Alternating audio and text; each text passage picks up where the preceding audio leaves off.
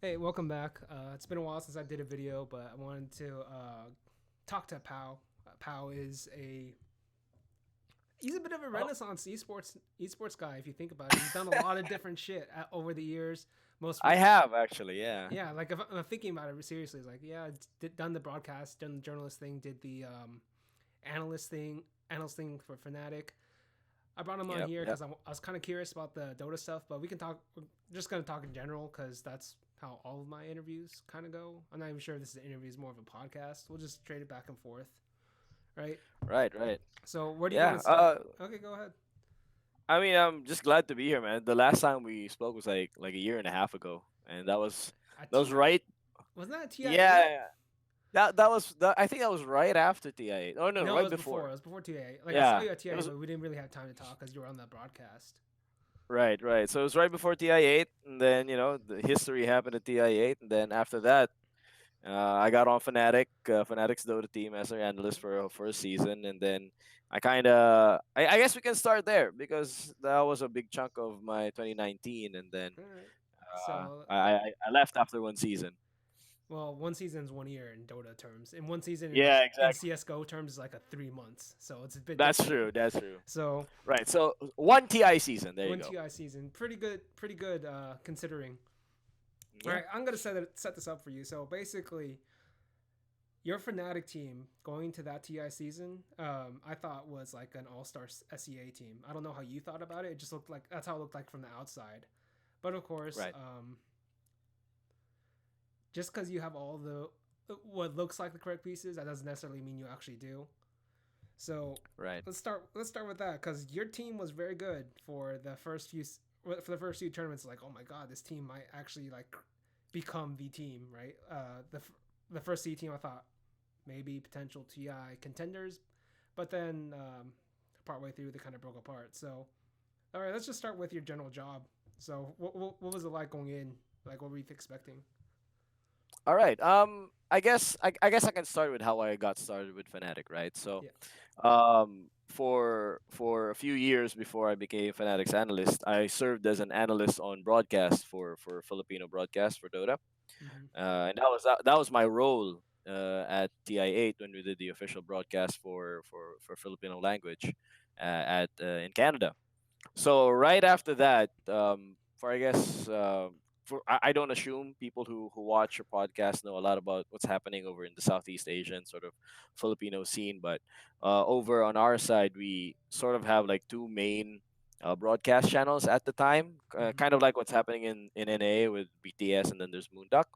So over on our side, there's Mineski TV, which is the everybody knows Mineski. Yeah. Uh, they're the guys who came up with Lahad Matatag, and but around the time of TI8, I was part of the our company actually created a competitor broadcast channel called Wombo Combo, and we got so big, we got so popular that towards TI8, we sort of joined forces with Minesi to do the official broadcast at TI8. Mm-hmm. But after that, our partner in Wombo Combo kind of decided that he wanted to go a different route.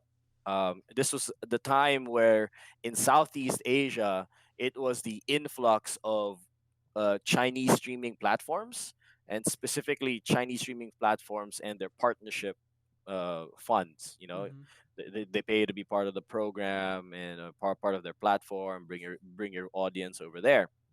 So he left to do that, and that put me in an awkward position in my company because a big part of my everyday job was that broadcast. Yeah. So when he left, it sort of put me in a limbo stage, and we were talking about, oh well, we need to do something different in the company. And at the time, I really didn't like what the plan was for me. Not that I didn't like it, I was feuding with my company. More like uh, they wanted me to be like full on broadcast talent, and I didn't Mm-hmm. want to do that.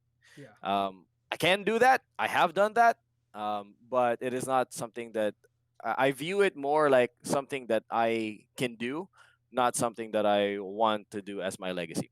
Mm-hmm. So I sort of took a sabbatical from my company, and around that time, I remember it was right before the start of the first major, and it all started really with TNC Yeah. at the time TNC sort of put out a bulletin that they were looking for an analyst, not exactly a coach. So I actually approached TNC and said, "Hey, I can just create a document for you guys to use for the tournament. You don't even need to bring me or acknowledge me or anything. I just wanted to sort of help out because at the time I was sort of taking a sabbatical, right? Yeah. At the time they didn't say they refused it because they had just signed an analyst, which was Kips, Yeah. Muriel. Mm-hmm. Um, so I said, yeah, okay, no big deal. She's very good. So I just kept to myself. Completely unrelated. 2 days later, Eric Core, at the time Fnatic's manager, messaged me and said, "Hey, I haven't seen you on the new broadcast that they're doing. What are you doing right now?" And I told him, actually, I told him the story. I told him I'm kind of taking a sabbatical, and he said, "We need an analyst. Um, are you interested in applying?" And this was right after they were done with PvP. So PvP last year was the Singapore event, right before the first major, that Mm-hmm. Secret one, Yeah. and that sort of started Secret's whole dominance in the early part of last year. Mm-hmm. I had no fucking clue what I was doing, by the way, because I don't think this is something that people know, but analysis for broadcast is very, very different for analysis for the team. Mm-hmm. So I just tried to do it the way I knew how to do it. There is no format for any of this. I made a document. Then we all hopped onto Discord. It was me, Eric, and the coach at the time, who was Dubu. Yeah. So I went over my observations about the team. I showed them some slides, showed him some timings, showed them, basically what I found. And they said, okay, we'll get back to you in a few days. And they did. 2 days later, they said, you know what? We liked what you did. You have the job as a trial run for the Kuala Lumpur major. So they flew me out, and it was like 3 weeks before Kuala Lumpur major. I was in the boot camp, and immediately, just to touch on the what you were asking a while ago, immediately I thought, yes, this is a C. This has the potential to be A a C super powerhouse team. C, Yeah. yeah, a C super team. But there is a lot of work, and I think immediately one of the things that stood out to me was that the, when you look at it from outside, it's like, oh, it's DJ, Dota Jesus, right? It's Abed, first 10K MMR player. There's Ice, who's a legend. There's Jabs, who's been with Ice for a long time, and he's kind He's of a fucking genius at Dota. he's really solid. Uh, Like, Jabs is a genius at Dota, by the way. yeah, I don't know The how guy he. has played every position but Yeah, offlane. he's played every position as far as I know. But yeah. Yeah. So and then of course there's MP, who was actually one of the first 8K MMR players. People kind of forget, but there is a humility to that team that sort of leapt out to me. I thought they were going to be stuck up. I thought they were going to be like, well, who is this guy anyway? Mm-hmm. But the one thing that sort of came up to me was that it was a very quiet, very reserved team. But I was actually pretty intimidated. I'm not gonna lie to you. Okay. I'm not gonna act like, oh, I was hot shit. Nope. I fucking shut up for 2 weeks, dude. For 2 weeks in that boot camp, all I talked to was my manager and Dubu, my Uh-huh. coach. All I talked to. I wouldn't, we would have team meetings where everyone's in a round table and someone's discussing or they're debating something. I would be at the corner taking notes. That's all Mm-hmm. I did for 2 weeks.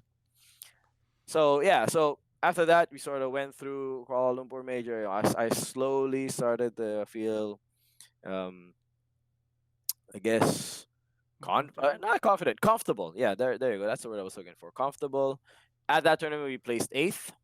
Yeah. Uh, then I thought, maybe they think that, maybe I just did a middling job, and you know, thanks for trying out. That's what I expected. I went home for Christmas, and then they sent me a message. They said, "Hey, you gotta apply for your Chinese visa now." I said, What am I applying for my Chinese visa?" Because we're going to Chongqing. So that was the start. That was Mm-hmm. when they said, "You got the job. We're gonna keep you for the year. Here are the terms. You're gonna go with us." So long story short, eighth place at KL, sixth place at Chongqing, Top four third ESL place. cut ice, third place Dream League, and then There you everything go. kind Yeah. of went to shit. 16, 16, 16. There you go. Yeah. I believe that is a scientific term for it. 16, 16, 16. Mm-hmm. So I guess as a summary, we at the in general, the entire mindset of the team was that we weren't aiming to. I wouldn't say we weren't aiming to win because everybody aims to win. Like you don't play professional Dota for shits and giggles, right? Everybody wants to win, but the most important part was improving tournament to tournament to tournament so that when we get to TI, we can win TI. Yeah, That you was the ramp up. mindset. You want to ramp up towards TI usually. Exactly, exactly. So that's why we were really happy. We were really pleased going, eighth, sixth, third. Yeah, eighth, sixth, fourth, third. Yeah. We were really happy. But then a lot of factors sort of came in, and I think I said this like before when we were talking right before the podcast, but Yeah. a lot of it was like very Hemingway esque, where when the problem started, it was first gradual, the problems happened gradually and then suddenly. So we got floored by it out of the blue. But looking back on it, we should have realized the signs, and it sort of just caught up with us. And by the time we got to TI, we tried something drastic. In retrospect, maybe uh, I would have probably wanted something a little bit more conservative. But you know how the politics of teams are, right? So Mm-hmm. it isn't really just up to one person, one or two people. It's really a sort of group decision, group dynamic. And at the end of it, the changes that we took right before TI, we got March. We put our coach Dubu into the five position, and then our Mm-hmm. five position Jabs played carry. Um, we tried that sort of drastic change, and for a while it worked well. We were doing really well in our groups, but we had two tough losses to OG and to VP that put us back into the lower bracket. And then at the lower bracket, we faced Liquid in the first in the Listen, first round. listen, man. You can't fuck with Liquid in the lower bracket. I I don't know. You can't fuck with Liquid. Period. I think I you can't think fuck with Liquid at I think you can TI. mess with them a bit, but not at TI and not in the lower bracket. Yeah, That's not a like TI, not a lower bracket. that's I actually agree their there. strongest. Like that's literally like the situation where they are the strongest. That particular core of players. I agree. So yeah, so I think that's like a general summary of how it all went down last year. Definitely learned a lot. Mm-hmm. Um, and which is very, I guess it's kind of topical with the passing of basketball legend Kobe Bryant. But Yeah. a lot of what I learned was really about mentality about last year. Obviously Dota theory, Dota knowledge. We can talk about that, but at the end of it, we got to TI with a broken mental state Mm-hmm. against two of the best mental game teams in the history of this esport. All right, let's talk about this for a second, actually, because this is worth talking about. Right. In the last Uh, few, yeah. oh, Go ahead. Go ahead. okay, in the last few years,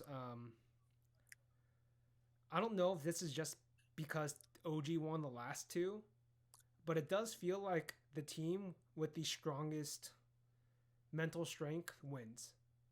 Yes. Straight up. Like at TI, Right. it doesn't matter how good you were the rest of the season. Like if you put like a gun to my head and said who is the greatest, like who is the greatest Dota 2 lineup of all time, I'd probably put Secret or Virtus Pro or Liquid before OG, even though OG won two TIs. Just Right. because. But if somebody said who was like the best TI playing team, is obviously gonna be OG. It's very different, right? Like Right. winning, being very good in the long run is in throughout the years very different from being very good at TI. And I think Right. like the biggest example of that is Virtus Pro, who like PPD said they melt under those under those bright summer lights of TI or whatever, Right. right? So Uh, mm, I like think I would agree. To me, I have a lot of respect for OG, and in fact, a lot of my Dota theory that I would later apply to like what happened after Fnatic with me, um, really was just figuring out how OG approached the game. But if you do put a gun to my head and ask me who is the greatest Dota 2 team of all time, I will still say Liquid. mm-hmm. You know, because I think Liquid is a team that has shown that they both have a They very have strong both. mental game, and they have what I believe is the true measurement of skill, which is consistency. Yeah. The first time that Liquid won TI, they placed in the top two of like three, four consecutive tournaments, Yeah. right? And then they won Epicenter, and then they won TI. Mm-hmm. right? That is that kind of team. This is a kind of team Like, that has consistency and strong mental game. And both both times that they were in the finals, they came from lower bracket. hmm That is a team that can ride the waves when they are low. So that I would believe is like, if we're talking about to me, like overall best team. yeah, That said, OG best peak. absolutely, I would say not just best peak. I would say that the one of the then there are a lot of things that OG does right. But one of the most genius parts of OG's sort of game plan is that they understand how to unleash their mental energy for what really matters the most I think, to them. yeah, I think I talked with Mad a bit, fucking Mad at that TI8 we were both at. And the thing that always struck to me is I think he had the best sense among all the different captains I've followed uh, Right. in Dota. I think he had the best sense of understanding the I don't the balance. I guess you want to, if you want to call it that, the balance between Dota and the balance between the personalities and like the team energy. Like I thought he had like the Uh, strongest sense of that. I agree with you. I think if we're talking captains, you know what? Let's talk a little bit about OG, right? Okay. So right now OG is the only team to have ever won TI twice. Yeah. They have done so in dominating fashion. I think they're one of the weirder teams too because They if you look at their longevity, it's not very long. Like exactly that particular 5 man lineup didn't play that many tournaments together. right. I think there are a lot of things to take away. For example, Jerax is, I believe, probably the best in his position Uh, of all time so far. With the only other no, person I think probably FY. I'll take FY over him, but Jerax is like Yeah, second or third. right. But what I would say is I think it's like Jerax and FY. Yeah, You that's know fair enough. that that's Like that that's if we're having a conversation, they're like the only two guys in it. exactly because everyone else is like traditional four, Mm-hmm. where traditional fours are basically a semi-core pushing out the dead lane, Mm-hmm. catching the dead lane with your mage type support, right? Yeah. Or your playmaking support. So um so they have Jerax. They have Ana, who is a very, very talented carry player. He was But so underrated before that OG run. So yes, he was underrated. very underrated. But what I will also say is that as good as he is, I can't really say that he's redefined the one position. No. He's not, right. Like he's not like Burning. He's not like Arteezy. And the two players that I mentioned have never won TI. But I am not evaluating this on the premise of just who has won TI. Yeah. Because if we go that way, then that means Shiki is a really really good player because he's been to one TI finals. No, We that both that know was that's not actually true. Q, the greatest cap. Q might be the greatest captain if we got Shiki that far, but Exactly, right. So we were not being results oriented. We're looking at their impact per position. hmm But the secret of that OG lineup is that they have two of the greatest leading figures in a team, which is No Tail and Sebastian. hmm Because Sebastian, like you said, is very very good at balancing sort of ego and effectiveness. But I think he also very very introspective, and I think he constantly looks at the mental state and the mental sort of hygiene, not just of himself, but of his players. Because yeah, I went against OG a few times last year. yeah, The first time I went up against them was Paris. They beat us in the group stage. And then uh, scrims at Epicenter, and then for TI. And there are times when I would run, during break times or right in between games, you'd run into them. And Sebastian is the kind of player who is just sitting down or sometimes talking with his team, and he's literally asking, "Why are we thinking this?" hmm Like someone will say a phrase, right? Like I don't even remember what was said, but someone will say a phrase, then he would go like, "Well, why would you say that? Why would you think that?" He is that kind of captain. yeah, He's constantly making sure that the people he's with aren't even thinking rubbish thoughts, yeah, and that goes a long way. hmm Where you compare that to Liquid, I think they have very, very strong mental game, but I think it's all predicated on Kuro's ability because they all just have this. sort of trust and faith that Kuro will get them where they need to be. Yeah. Not to say that they're not mentally strong all on their own. GH is a model of calmness. Mind control is quietly explosive. Miracle as well. And we has a new guy on the team, but you saw that there is fighting spirit with Weeha, where he was the only one who Mm-hmm. wasn't broken. He was the only one who kept wanting to fight at Yeah. TI9, Mm-hmm. even though they were, it was guaranteed that they lose. So when you compare it to that, I think Sebastian sort of rallies and empowers everyone else mentally, and which is good. But Kuro, everyone sort of latches onto Kuro. It's more like a benevolent dictatorship where we all believe that Kuro will make the right decision to Yeah. bring us Tyranny. where I they love are, tyranny. right? So I think that's like just the difference between both of them. But it all boils down to there are pros and cons to that, and they both end up with the same thing where they both have very very strong mental games. Mm-hmm. Because I think at the highest level of the game right now, you know, past the I5, the skill gap between the teams that meet each other in the top 8 or even in the top 6, top 4, they're closer than people realize. Yeah. They're closer than people realize. I mean, there are certain moments where I'd say like there might be a team that's above the others, a clear gap, but it doesn't last that long. It doesn't last. It doesn't last. I think the meta games per it happens mostly in the majors. For Yeah. example, the last major, I was watching Dream League Leipzig, Mm-hmm. and you can tell that the last 3 series of that tournament were of a higher caliber than Than the the rest of rest the of the tournament tournament. combined. Yeah. That final best of 5 was better Dota than everything combined, Okay. right? Oh, since So we're here, I could keep going. Keep going. Never mind. I'll go back. I'll yeah, come back to this later. I want to ask at something. any rate, all I'm trying to really say is that on the subject of strong mental games, OG and Liquid, I believe that OG is, of course, The they definitely strongest. earned their place. I can't say that they are the overall package for me. Are they the strongest? Are they the most successful team in Dota? I will give that to them. Are they the strongest mental game in Dota? I will say so because Yeah. I actually think Sebastian's way is better. Sebastian and No Tail's way is better. Mm-hmm. Will I say that they are the most consistent team in No. Dota? I Can't say that yet.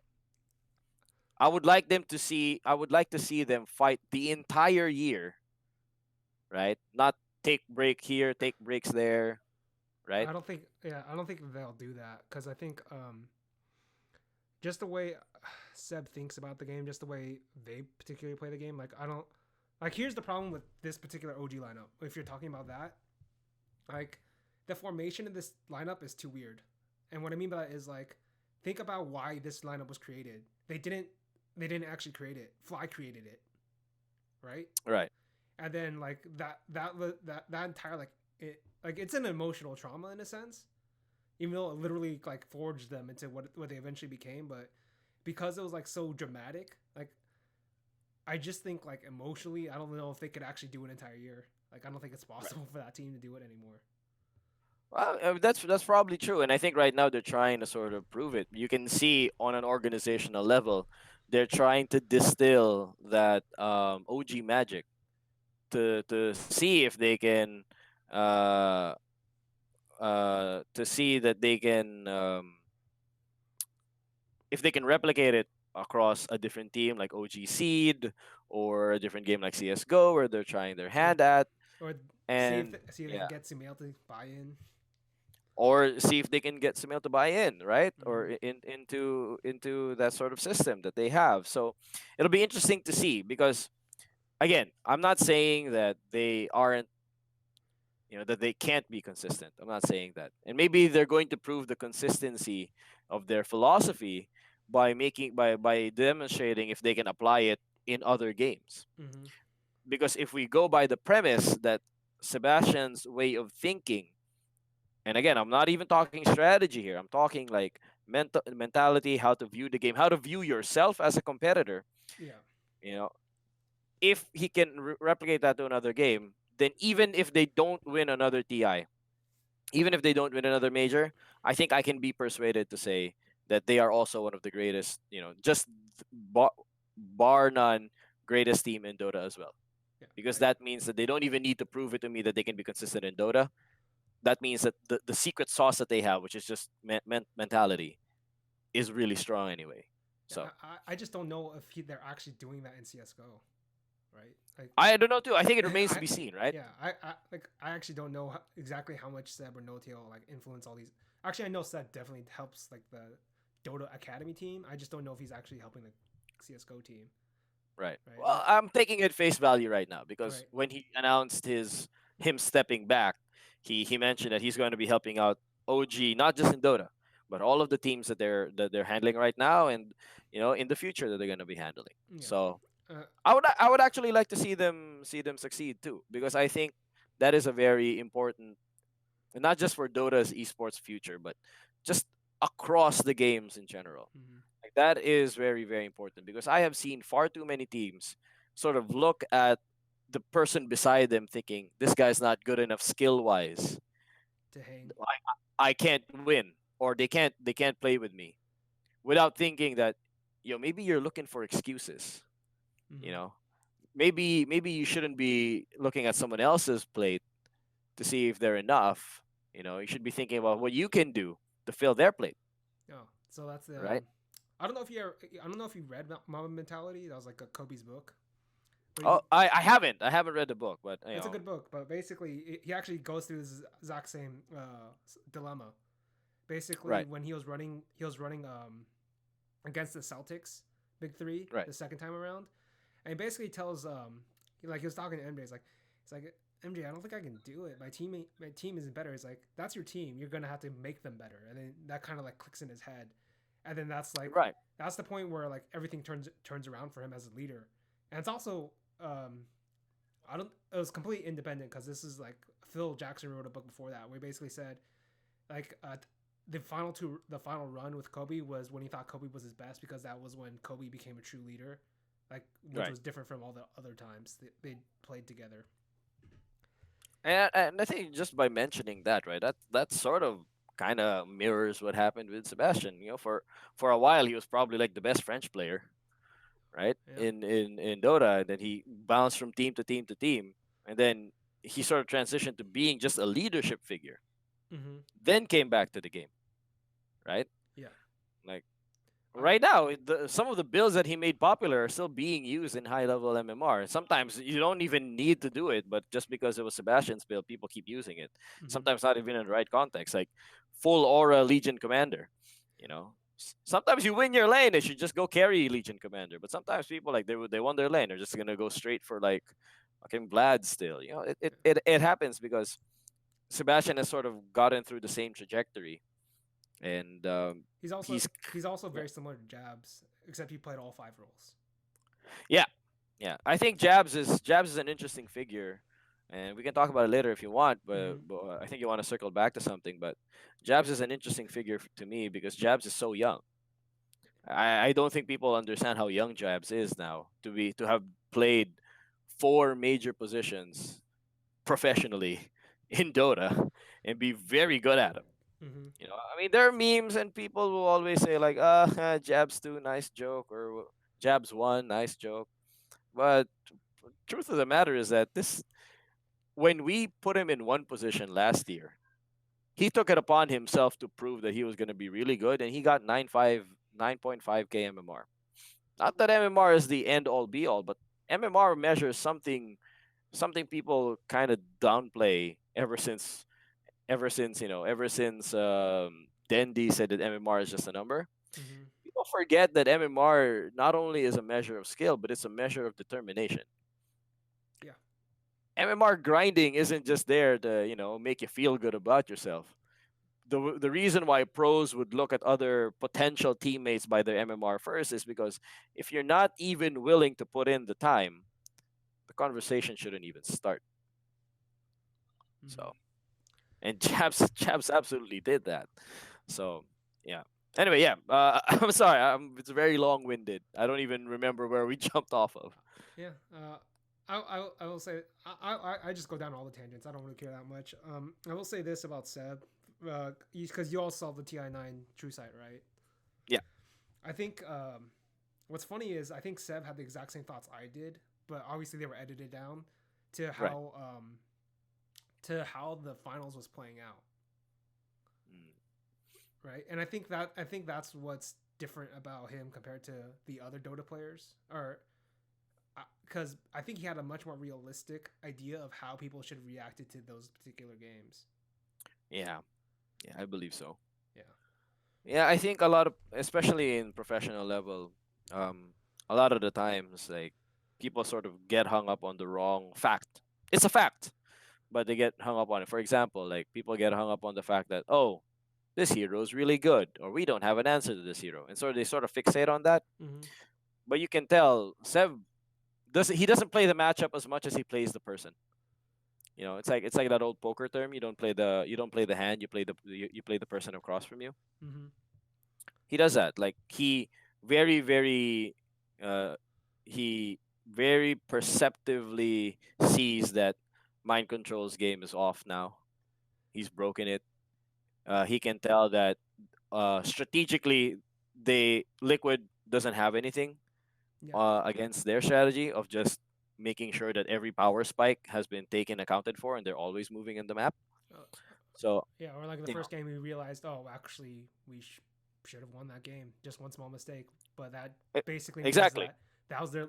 They had to go that hard, and they still couldn't win. That means we basically won, Exactly, right? right? So, and again, that's not playing the matchup, right? That's playing the person across from you. That's playing Mm-hmm. liquid, because he saw that strategically they already have the edge. Yeah.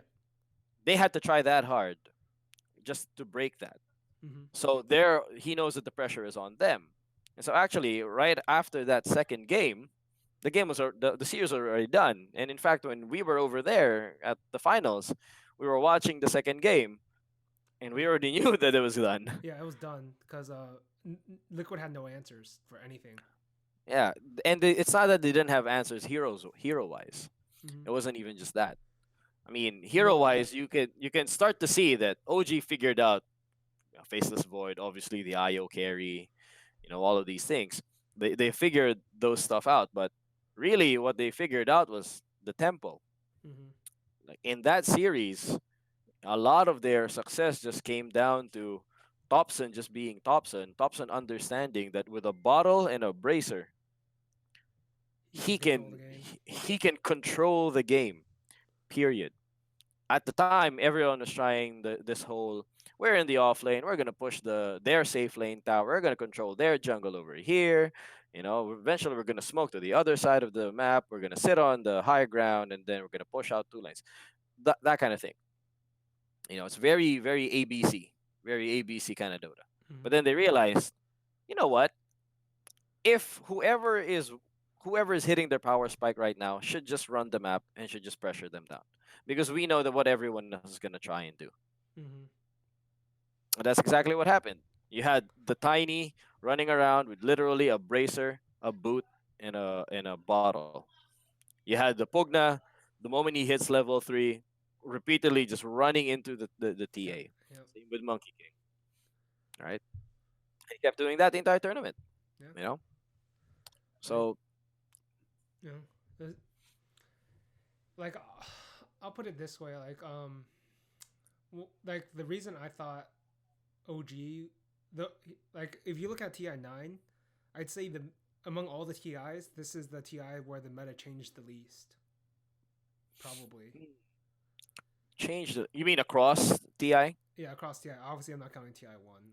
And Right, right, what I right. mean by that No, is no, I mean like from the start of TI9 to the end of TI9, right? yeah, like basically there's a moment where like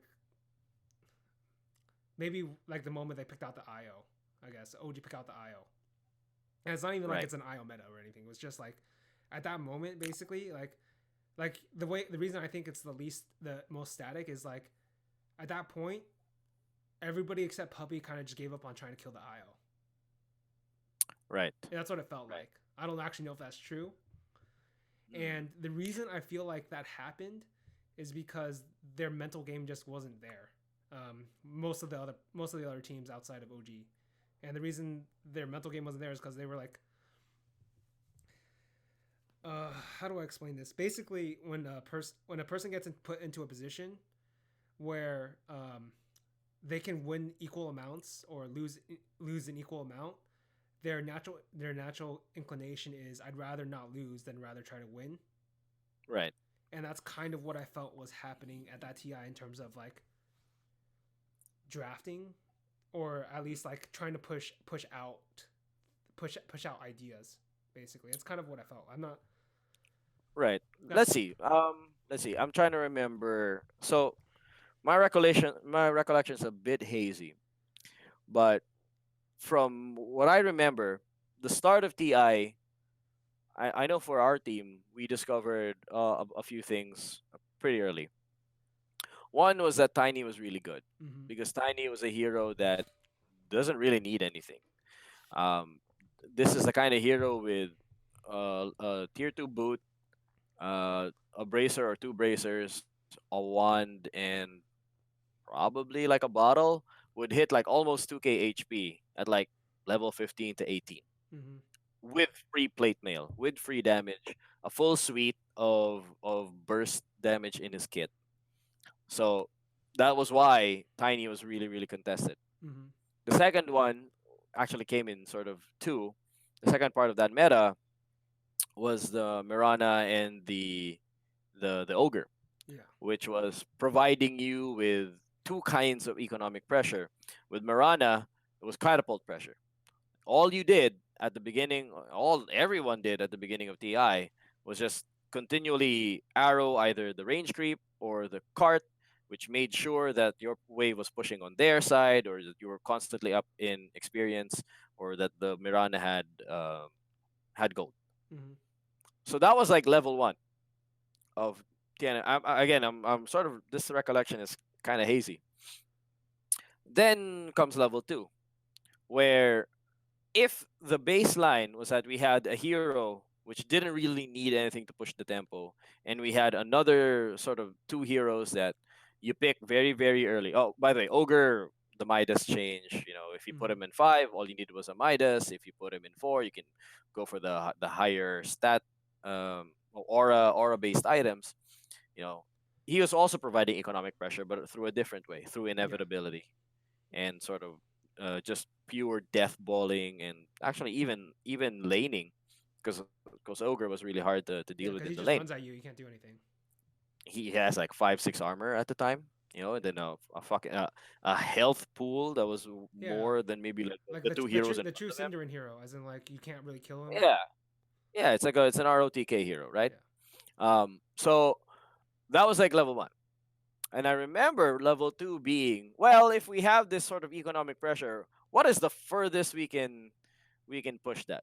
That was the alchemist, yeah, right? And then that's why, especially at the very beginning of TI, people kept seeing alchemist in the first phase, and then eventually, like after one or two rounds, alchemist in the first phase being banned yeah, because whoever ran to the alchemist sort of won.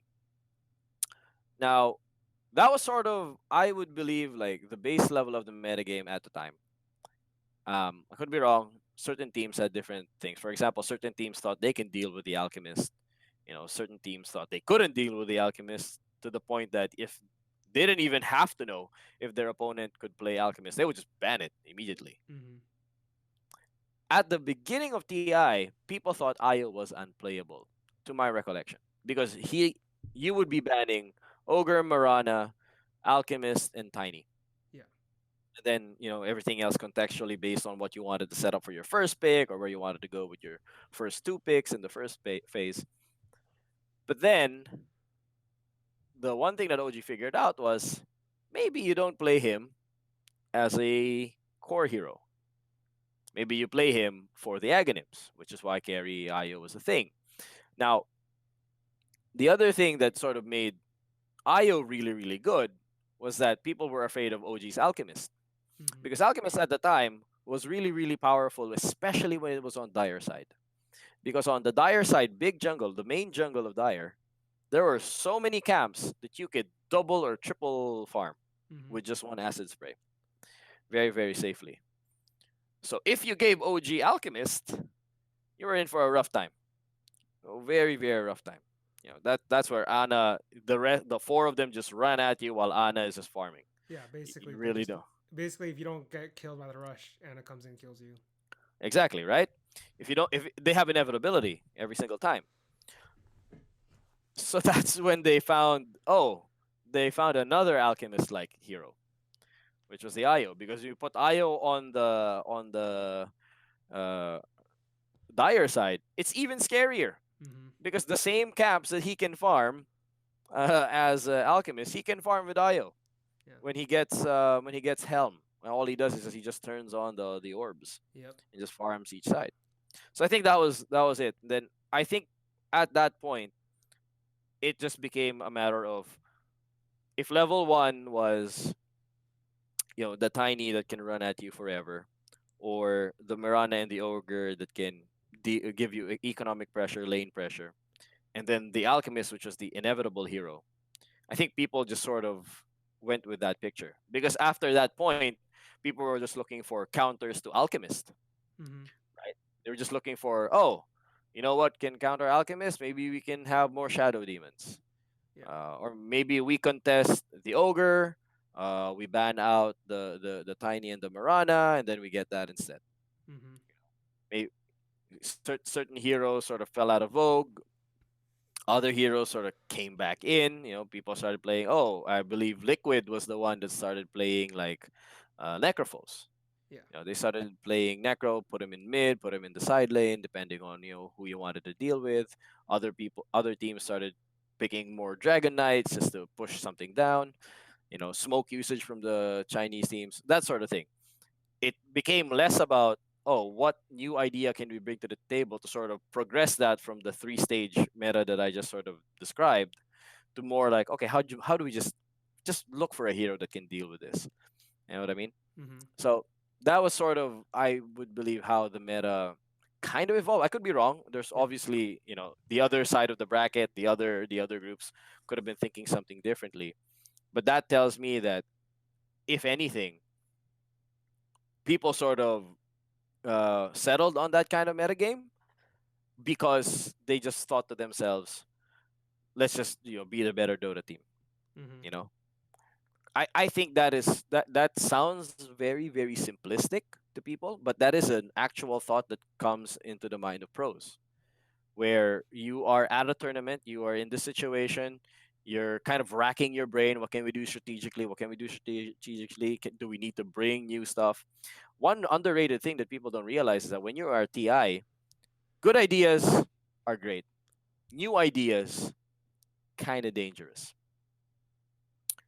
And I'm not saying that as an actual, like, it's really dangerous, don't do it. Obviously, OG is an example of a team that's just, oh, new idea, let's just do it for shits and giggles. And oh, look, it worked. Yeah, that's carry IO for them. Mm-hmm. But for a lot of teams, um, uh, when you say that, oh, maybe let's just try this one, you're gonna be TI. Mm-hmm. People are gonna go, yeah, but we didn't really train that, or it's a good idea, but I can't see it working. You know what I mean? So there's a lot of that happens. I can't really comment on did people give up, but what I will say is that there is an actual air of conservatism when you are at that stage. Like, I'll put it this way, because I remember Heen told me a story where basically they were boot camping for, I think it was Epicenter. It was like Heen's first coaching gig for Liquid, Mhm. and basically throughout this entire boot camp, it was just like a normal thing. And then when they go into the game, they're like, wait, what if we just pick Axe here and then get Skywrath Mage, and then that defined the rest of the tournament for them, basically. Right, right. And and basically the reason I'm bringing this up is because there are like these weird moments where when you look at, this is, I think specifically in Dota, because of the way this game is shaped, where there are going to be these instinctual moments where I think you do have to gamble, Yeah, where like I believe so. you literally don't have time to like articulate why you think something's good, but you just feel it's good.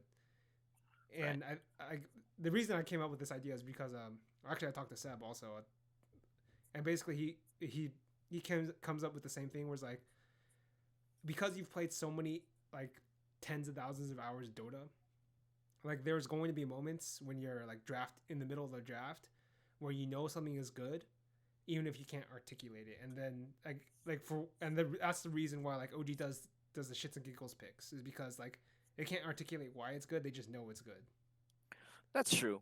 right? I think just to add to that, I think that is also the genius of Sebastian's system. Or I'm not. I say Sebastian's system, but I'm very very sure that it isn't just him. Yeah, like here's I'm the thing, sure. like we don't know Yeah. what the hell happened between him, No Tail, and Fly, we Right. don't because people ignore it now, but that original OG team with Fly was still one of the greats, right? Exactly. Right. It is one of the major crushing teams. Right. Yeah. They were like VP before VP started winning all of the majors. Mm-hmm. So what I will say is that that sort of mentality, because I agree with you. When you played so many games, sometimes your subconscious mind works faster than your conscious mind, right? It's flow state at Yeah. that point. So you see a hero, you think it's good, but here's the thing, and this is something I actually learned from Heen as well. Dota is a game, especially when you're in the draft phase, it is a game where the most important part of the draft isn't actually, oh, I found a counter over here, oh, here's my combo over there. It isn't actually that. The most important part of a draft is to make sure that the five people on the team have the same picture of how to play that lineup, of how to win that game. They have the same win condition burned into their mind. Mm-hmm. Because if you guys, you can have the best lineup on paper, but none of you know how to execute it together, Yeah, it's actually right? it's also why I actually thought MVP were underrated as drafters because Yeah, they always like exactly, came in. I actually thought in my mind like they're fucking geniuses. They're actually geniuses exactly. because if that's the only style you can play, that's exactly how you should play it every single time.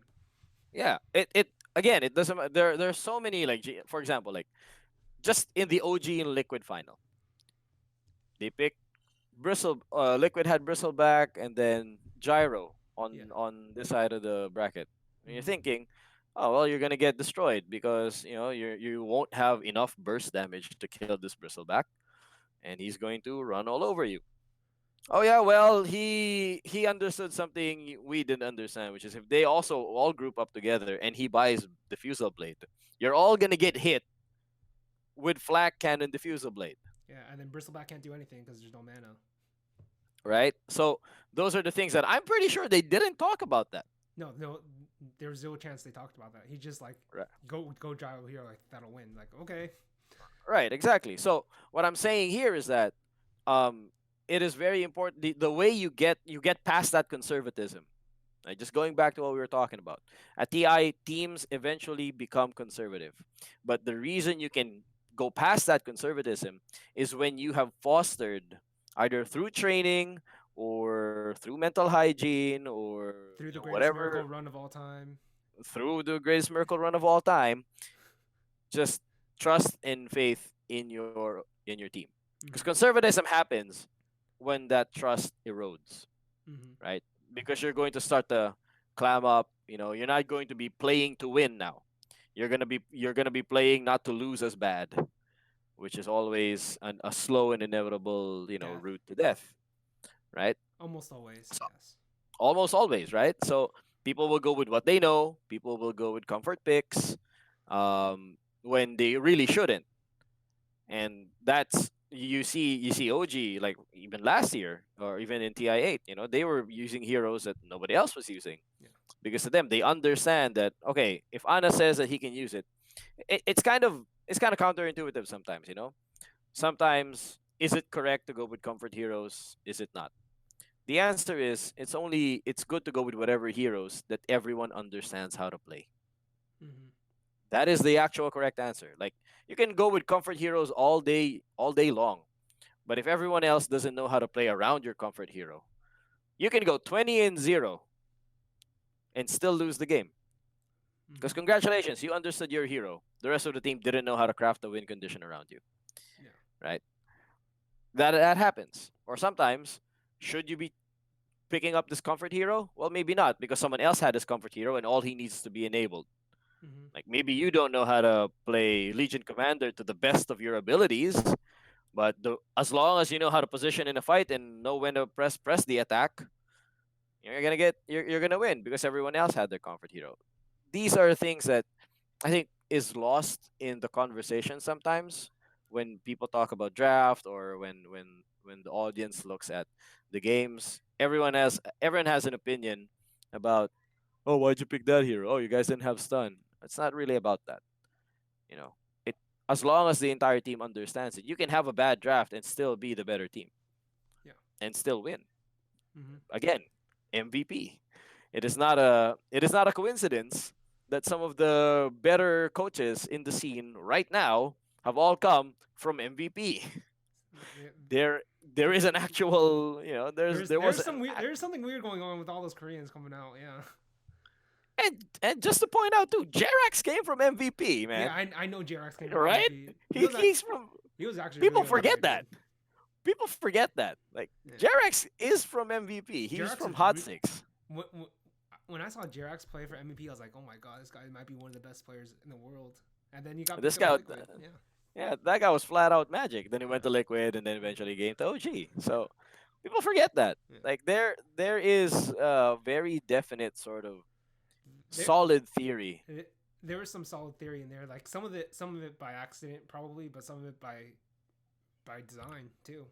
Right. Yeah, yeah. I think it's just because they're constantly testing it against each other. So that Dota theory sort of evolved on its own. Yeah. So when you mix that now through experience, and then someone like No Tail and Fly and Sebastian coming from the other side, going more about the application of said theory, and it's how it mixes well with just having a strong mental game. That's how you get one of the strongest peaking teams Mm-hmm. in the game, which is OG. Yeah. So yeah, I think meta games aside, meta games aside, it really just comes down to who has the clearer picture together. Mm-hmm. And when it matters, OG has the clearest picture together so far in the last 2 years. When it mattered, they had the clearest picture together. So Yeah. can Oh, they do it again? I don't know. I got a question for you. Yeah, go ahead. Last major game 5, EG versus Secret, right? Right, right. I asked him this, but I'll ask you this too. Was it cowardice on EG's part to go drill, or was it cowardice on RTZ's part to go drill?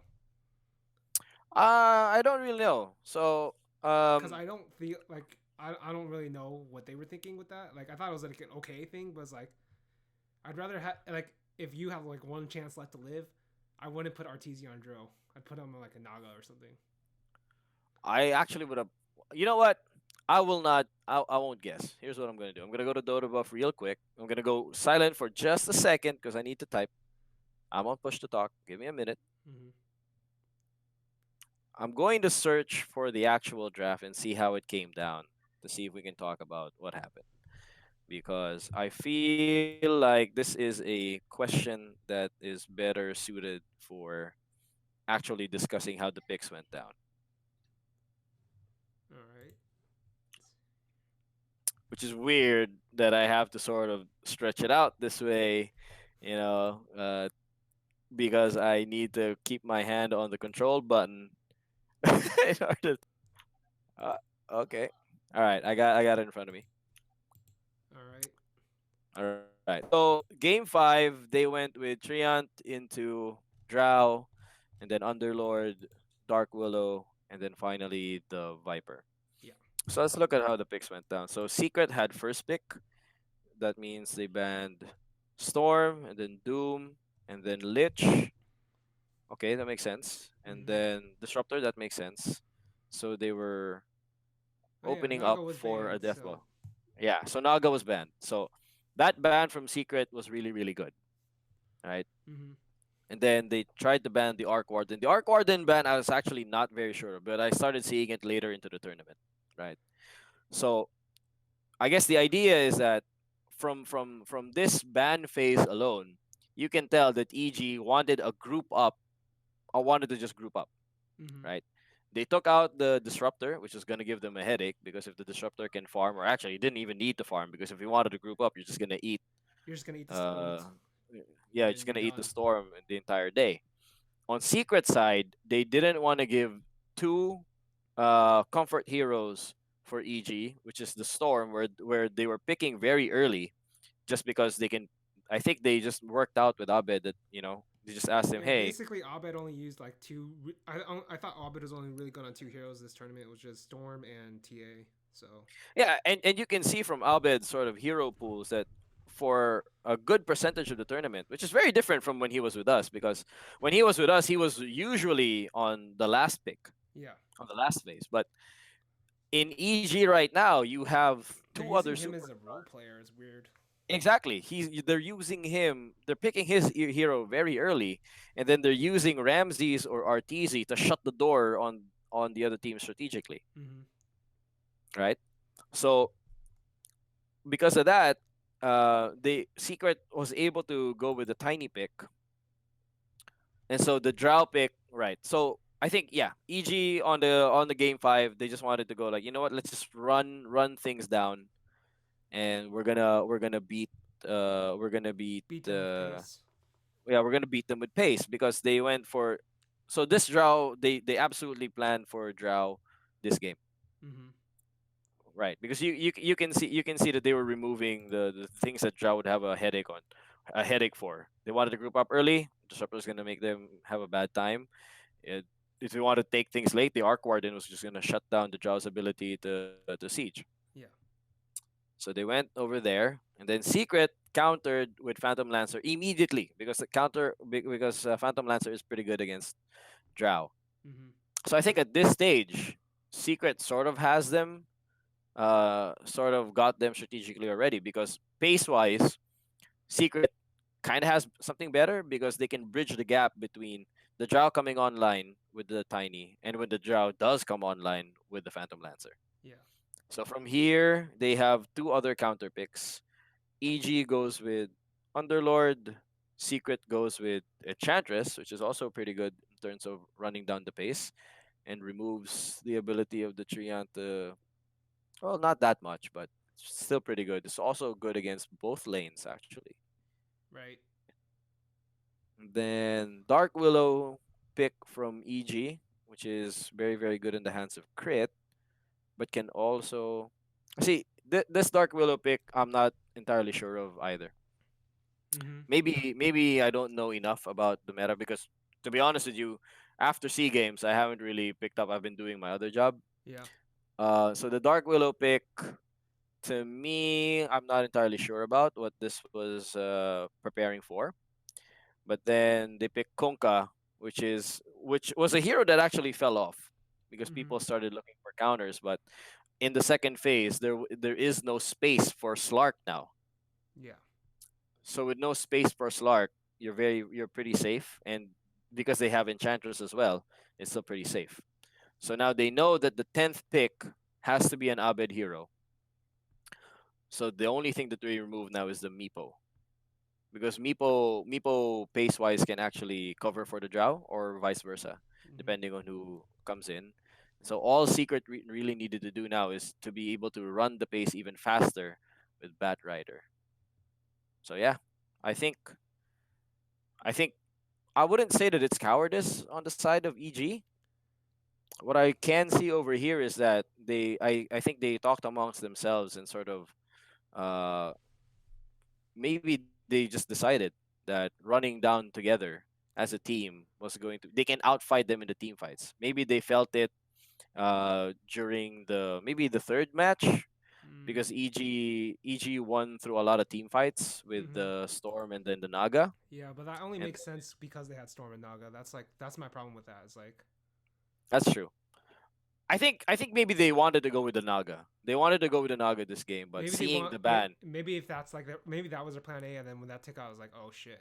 Yeah, yeah, when that was sort of taken away from them, you know maybe I don't know. Again, we're speculating here, right? So this Mm-hmm. is those times in the analysis where you're just trying to make assumptions about how the other team is, trying to get into their thought process. Naga is our plan A, but we want to be able to group up and fight. So with Naga, we can do a lot of different things. We can even put Naga on Ramsey's side or whatever. Mm-hmm. But when that option was taken away from them, they just thought, okay, here's what we're gonna do. We're just gonna group up and push them down. We're gonna team fight. They're not gonna be able to kill any one of us. So we're going to ban the Arc Warden and we're gonna go for Drow. So maybe that's it. And Yeah. then the moment that they saw the Drow, Puppy and Heen and the rest of the guys They're like, saw, oh, okay, beaten this a billion times, yeah, right? it'll be, yeah, Pretty much how. the Leshrac, yeah. They had to ban the Leshrac on this phase. I don't think Ember is particularly that good Like, I in just this don't think there were tournament. there were any answers after like the first phase. Like, I think so too. I think the Phantom Lancer kind of really killed made it. it. Like the Tiny and the Yeah, Phantom Lancer together just kind of killed yeah. It everything. made their win condition because that's the trouble with Drow. Because I've had a lot of experience fighting Drows. Yeah. I think my professional analyst career has just been Drow actually because I'm kind of a Drow specialist. The problem with Drow is that it kind of becomes your singular win condition Mm-hmm. because it's aura based. It gives your entire team before it gave it attack damage, now it gives it attack speed. Now you have better tools, but the idea is that when you have a Drow, it needs to win at a certain time period because it's not like an AM. It's not like Naga Siren who can run the entire map by her, who can beat the entire team by herself. It's a She timing needs people attack. in front of her. Yeah, it's a timing attack that needs people in front of her. Mm-hmm. Like you don't need everyone to be ranged, like not like before, especially with the changes now to marksmanship and the scatter arrow. I don't even know what it's called anymore. Split But arrow. I don't know. She yeah, the shoots split both arrows, arrows. right? Right, that one. Yeah. So now she kind of can carry a little bit by herself without needing everyone to be sort of ranged, but it's still fundamentally the same. It's a timing attack that needs people in front of her. It needs a strong lane partner. That's why she has the Treant. But when she's faced with something like, for example, if she's faced with an Enchantress in the lane, that's gonna be painful for her. Mm-hmm. Like, actually, how did this lane go down? We can actually see how it went down. So RTZ won bottom lane, but middle lane they right because Puppy went to mid. Puppy actually went support and roamed. Yapzer went mid, and then Nisha went mid. Mm-hmm. So yeah, so if you take a look at how they played out the game too, they know that just by having the Tiny and the Phantom Lancer, they can deal with Drow. Yep. They know that. So they didn't really actually need to pressure the Drow in the early game. All they really needed to do was remove the bridge between Drow becoming online, which was Abed's Viper. They just ran at the Viper. Just ran at the Viper, three people running towards the Viper. So that means the Kunkka can run the map. Zai lost the off lane to the Drow, but he's a Bat Rider. All he really actually needs to do is cut the wave. Mm-hmm. And that also gave space for the Phantom Lancer to come online. And then eventually, okay, Drow's online. We're online too. Let's have a team fight. Oh shit, you can't team fight because you get one Phantom Lance to the face. Or, your split arrows get disjointed once. Mm-hmm. And you can't full channel now because the the Phantom Lance is behind you and he's He's hitting smashing you. It's you like with you're done. yeah he's hitting you yeah so I think it's that I think I wouldn't chalk it up to cowardice. I would not. It's very very hard for me to say that because this is a game 5 situation. I don't know what kind of mentality EG has. I've never fought them. I think I would be able to have a better idea of what kind of mental state this team would be in if I were actively with the team right now. Mm-hmm. But yeah, I think in this draft, Secret won by quite a good margin in the early phase. Um, I'm not sure what else EG could have picked here that would have made sense for them. Just knowing that maybe a Dragon Knight, but not even. He would go even with the No, Konka, but it's not really it's not really an answer. Like it's not really an answer. It's more like, oh well, DK. now we're now all in making sure that we can win at a No, certain it's like timing. DK is like. There's a reason DK is like. Was it super signature heroes? Like, because he doesn't really do anything. He doesn't lose, but he doesn't win. He doesn't lose, he doesn't win. He's more What he's you really he's, what he's you not a really do timing is attack hero. yeah, you're just praying Hal wins for you. yeah, That's yeah. kind of how it It's went. it's it's a timing attack hero where he's I think there were times when DK was the win condition, and that was when strength gave off so many bonuses. Yeah. That was a dark time in Dota. Um, but I think also in this meta game you actually don't really well this patch because Mm-hmm. now they changed the patch. Yeah. But this is also the patch where you had just so many neutral items. Mm-hmm. So you really worked with just heroes that didn't really need all that much. Yeah. As long as you're like one or two cores are heroes that all they really need are like one item and then they're fine. Yeah. You would just get loaded up with all of the other neutral items, and then you'd be running the map. Mm-hmm. So I think it's hard to make drow work in this sort of um, condition if you want it in the early phase. You're gonna get absolutely destroyed by especially in second pick. Mm-hmm. Like I think they would be able to run the drow if they were first pick, because then they can pick something, the opponent would show two heroes, and then from that point forward they can pick the drow, and then they would have two other picks and two other bans to To cover respond to it. what to cover it, right? So Mm-hmm. if they had the drow pick number 10, they ban. Opponent picks, oh, we pick this hero. Yeah. Like the opponent will now have to ban both Ember and Leshrac, Mm-hmm. right? Because then they'll pick like, okay, we pick Phantom Lancer now. Well, if you pick Phantom Lancer now, now someone can come up with something else. Yeah. They can either counter the Phantom Lancer, or they can shift and just put more auras for the Drow instead. Like, okay, you have a Phantom Lancer. Well, here's like another aura hero. You know what I mean? But Mm-hmm. it's theoretical. But I think it might have been safer, maybe. But I actually trust Bulba and Fly though when it comes to stuff like this. I think again, this sort of series actually was a better representation of the meta than the rest of the tournament combined. So I think a lot of people, I think both teams learned more from just this exercise than the rest of the tournament that they played. So Yeah. yeah, a very long-winded way of saying that I don't know whether to call them cowards or not, but it's a fun draft to look at. Yeah. All right. Where did we start with this? Hello? Yeah. Can you hear me? Yeah, I can hear you, but Okay. I heard you I'm like, trying to remember where? when exactly we What? started with this, but I have no idea. Hello everybody. This is yeah. going to be a podcast about a lot of stuff. Hello. Yeah. A lot of I'm different only things. here every year and a half, so Yeah. So we gotta get all the we topics we got to in. get it. Yeah, we got to get everything out. All right. Yeah. Let's see. Is there something else I wanted to ask you? Oh, okay. Um, you don't have to answer, but basically, do you use do you do like what was I looking at? Like when you do structural analysis of Dota, Mm. all right?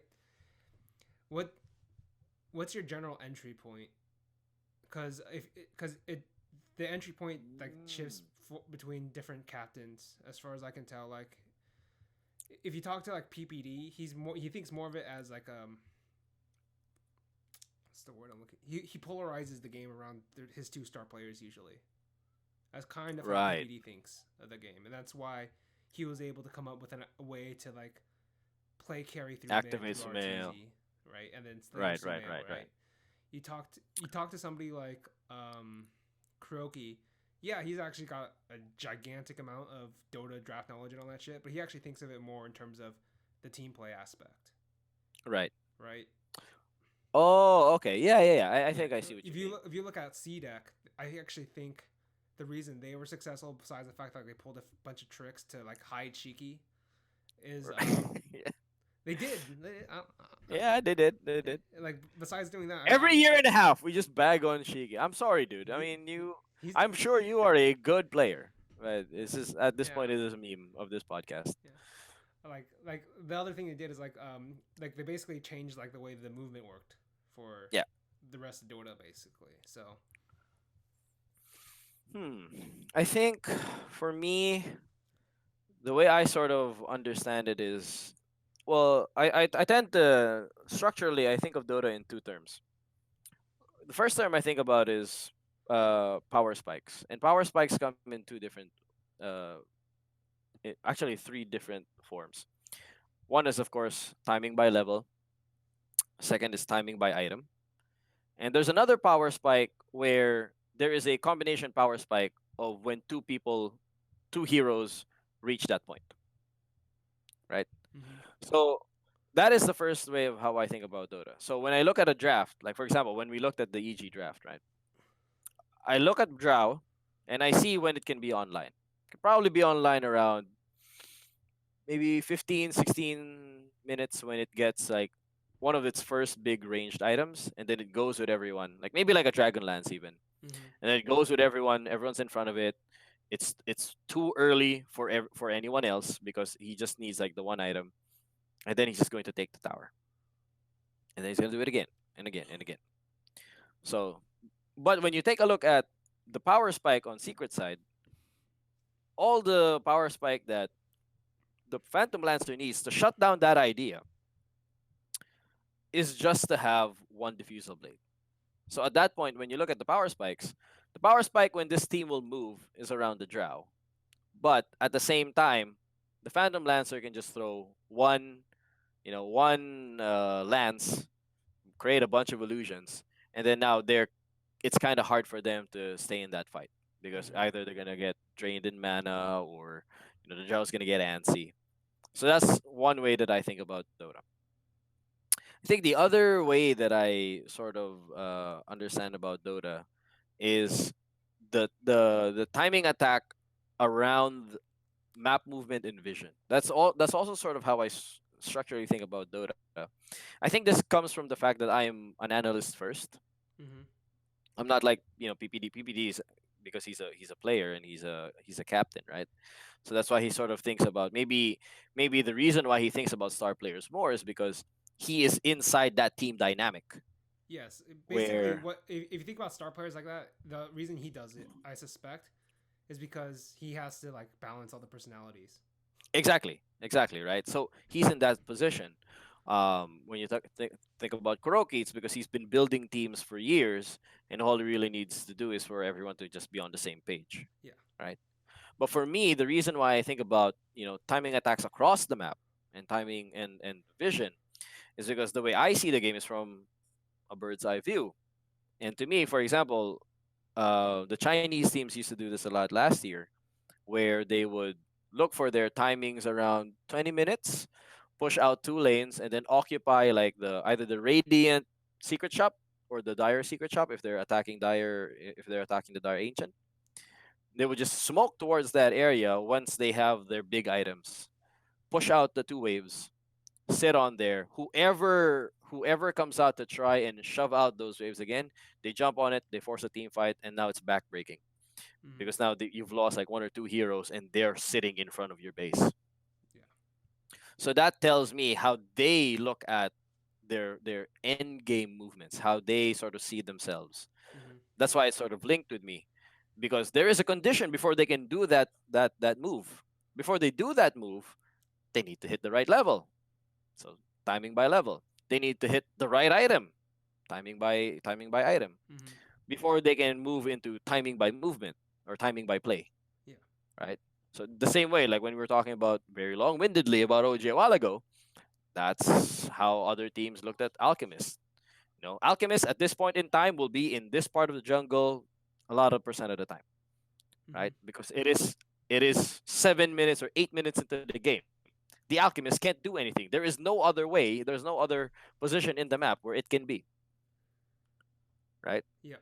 That's sort of how I think about it. Because then from when I work back that way, then I can see which teams are actively thinking about win conditions as well.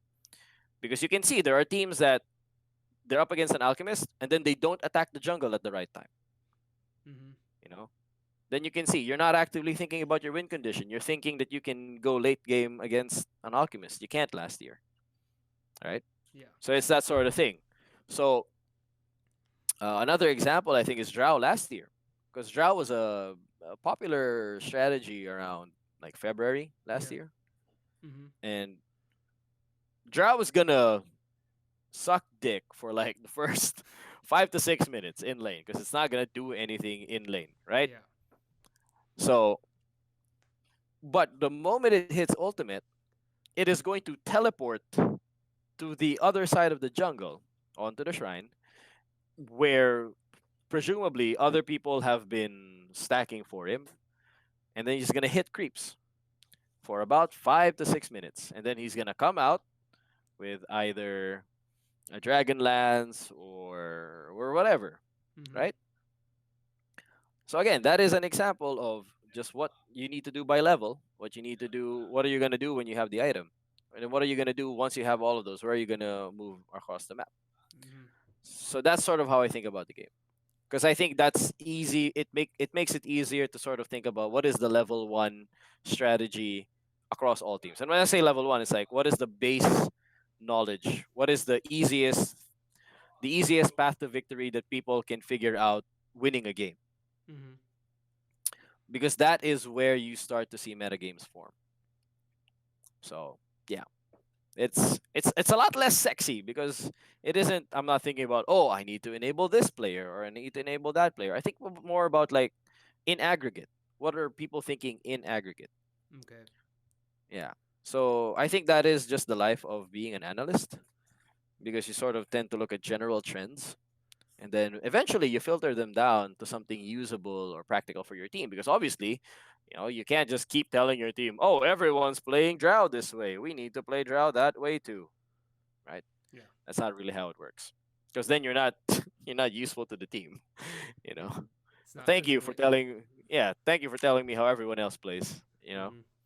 It has to be something um you got to distill it to something useful, and in that situation you just tell them, oh, this is how this team play, this is how you would usually play Drow, but this team plays it a little differently. And then you start to look at, oh, okay, why do they play it differently and what comes out of it? Oh, because instead of what everyone's doing where they go this side at this time, they go this side at this time instead. Mm-hmm. So that's my structural sort of thinking about Dota. Just mostly on timings and then working back from that to sort of understand what the team was thinking when they picked this strategy over that one. Like, and sometimes I even look at like player perspective, just to see who's pinging where, who's pinging what. So again, you can sort of create that sort of narrative in your head where, oh, this guy is the one shot calling. It's maybe it's his idea.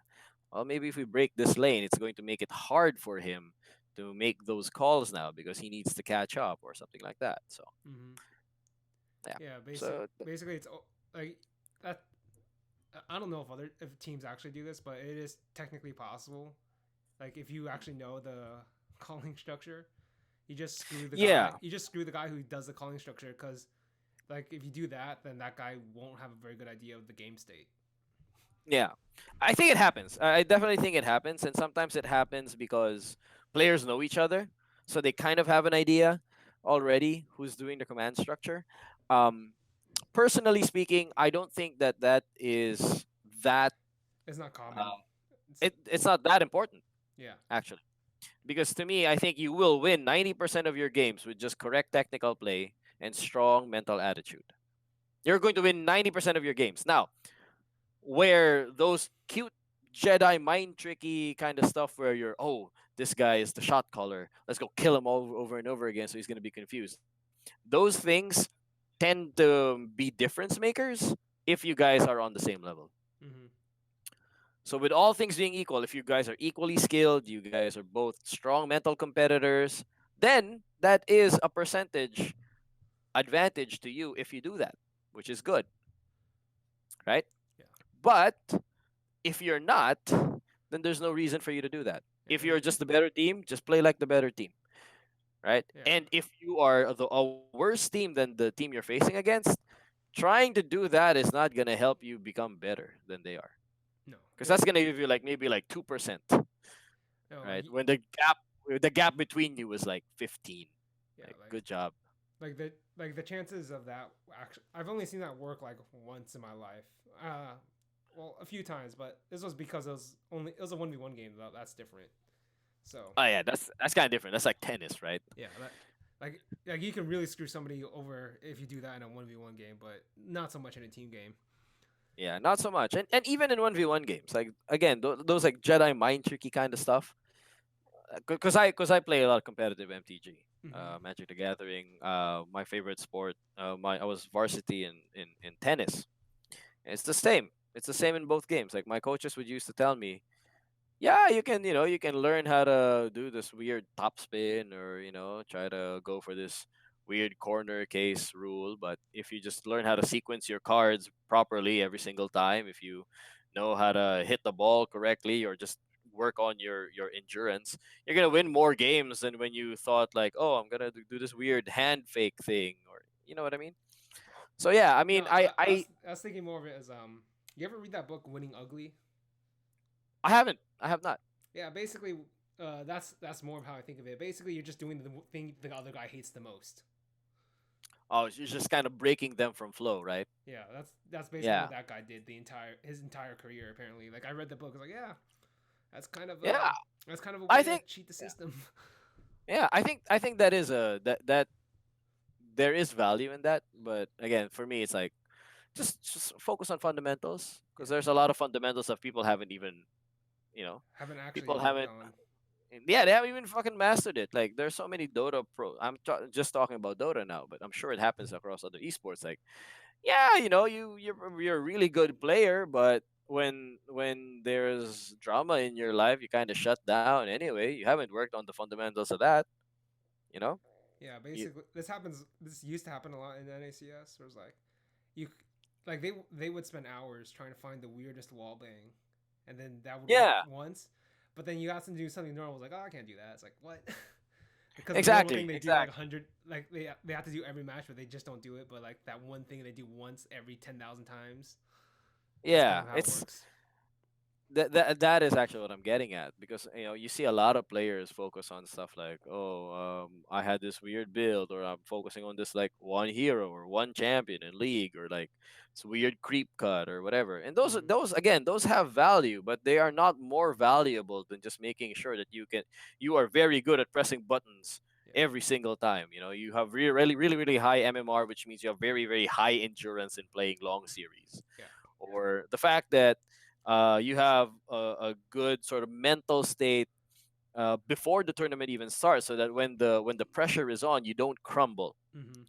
People neglect that for stuff like, oh wow, that was a cute bug exploit. Like, remember when an NA Dota used to do stuff like, oh haha, I'm gonna go jump into this. I'm gonna use Life Stealer and jump into a creep, and then I'm just the ancient creeps, just ruining their stuff for like the first 10 minutes of the game. Or I've seen regional qualifiers before where some team would just go through like the first five open qualifier teams doing something cheesy like Konka Tinker. Mm-hmm. Teleport with X and then ruin the support and come back, ha ha ha ha ha, ha. And then when it's the finals to get into the close qualifiers, they're gonna get punched in the face by TNC, because TNC doesn't need cute stuff like that to win. Yeah. So it's another tangent. I'm very sorry, Uh, people who are viewing this. I will say that I'll say if you're truly bad, then you should actually do that. Shout out to Haas, the Ah, StarCraft 2 legend. yeah, yeah. The most he might be the The- most paid player ever in terms of how bad right, he is. right. He is the He is a best worst legend in a player of. sense. Yeah, he Yeah, is a legend. yeah. He's the So best worst player of his time. yeah, Yeah, maybe of all time. of all time. Yeah. I think That mechanically he's the worst. I know that you're still on the journalism game. Mm-hmm. May I will submit that as a pitch for your end of year. Just make that as your end of year best worst people across esports award. How Yeah, about that? yeah. That Shiki, that Haas, yeah, there, all the see, favorites. there is a lot. There is a lot. I'm pretty sure that that's on me. You can your thank you, your editor can thank me later. But yeah, I feel like that is an interesting uh topic to write about. All right. I think we've done enough Dota. Let's go to next topic. How your new job? Because apparently you're working on something. CGO. Oh, yeah, yeah. I'm in a kind of in an active construction site, which these are parts of the wall that we still need to takedown. But so yeah, I am the CGO of a new esports program in my company. My company is called Tier One Entertainment. We're kind of a gaming talent agency for gamers out here in Southeast Asia. Um, so after Fnatic last year, I came back home, and Fnatic and I wanted to work together again, but I have a lot of responsibilities at home. Mm-hmm. So I actually was the one who opted to step down. Yeah. And I didn't plan on going anywhere yet.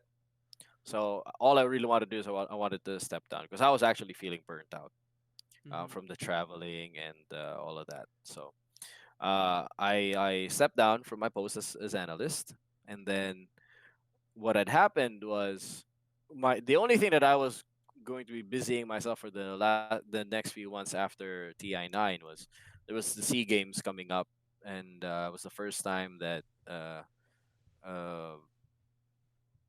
esports was going to be an actual medal event Mm-hmm. at an international sporting event. So that Okay. was the only thing that was on my plate. But then, while I was preparing for that, my company got back with me again because, like I said, I was on sabbatical. They got back in. They got back in with me and said, "Hey, you want your old job back?" I said, "Well, my old job's kind of not there anymore because the our partner for our broadcast left." So I said, so they said like, "Yeah, but we're planning on creating this new sort of um, department where we want to get into full esports teams because at the time we were sort of representing streamers and broadcasters like myself for a time, but we weren't really in esports teams. Mm-hmm. So I thought about it, and I sort of realized that a lot of what I learned actually as a journalist and what I had learned by being in an organization like Fnatic, who are just miles away in terms of organization uh, for Dota teams, especially in the Philippines, because there's a lot of things that we are still figuring out over here. I wanted to sort of give back and apply that. Mm-hmm. So the goal was really to create an organization that was going to be uh, I want to say internationally competitive, not just in terms of the rosters or the games that we compete in, but really in the services that we provide to players. Because that is one thing that I'm very very passionate about. That was kind of what I made my journalistic career about. Was really Mm-hmm. make sure that mm, the way that we handle players in their careers, was I fully support that side of the business. Um, so what we did is actually we launched it a few weeks ago. We launched an esports team called Blacklist International, and right now the games that we are in are mostly for Southeast Asia. So a lot of mobile titles Mm-hmm. under the roster. We had a Dota team before I came back. The company actually had a Dota team, and it had like Jo and Carl, who's now with Geek Fam.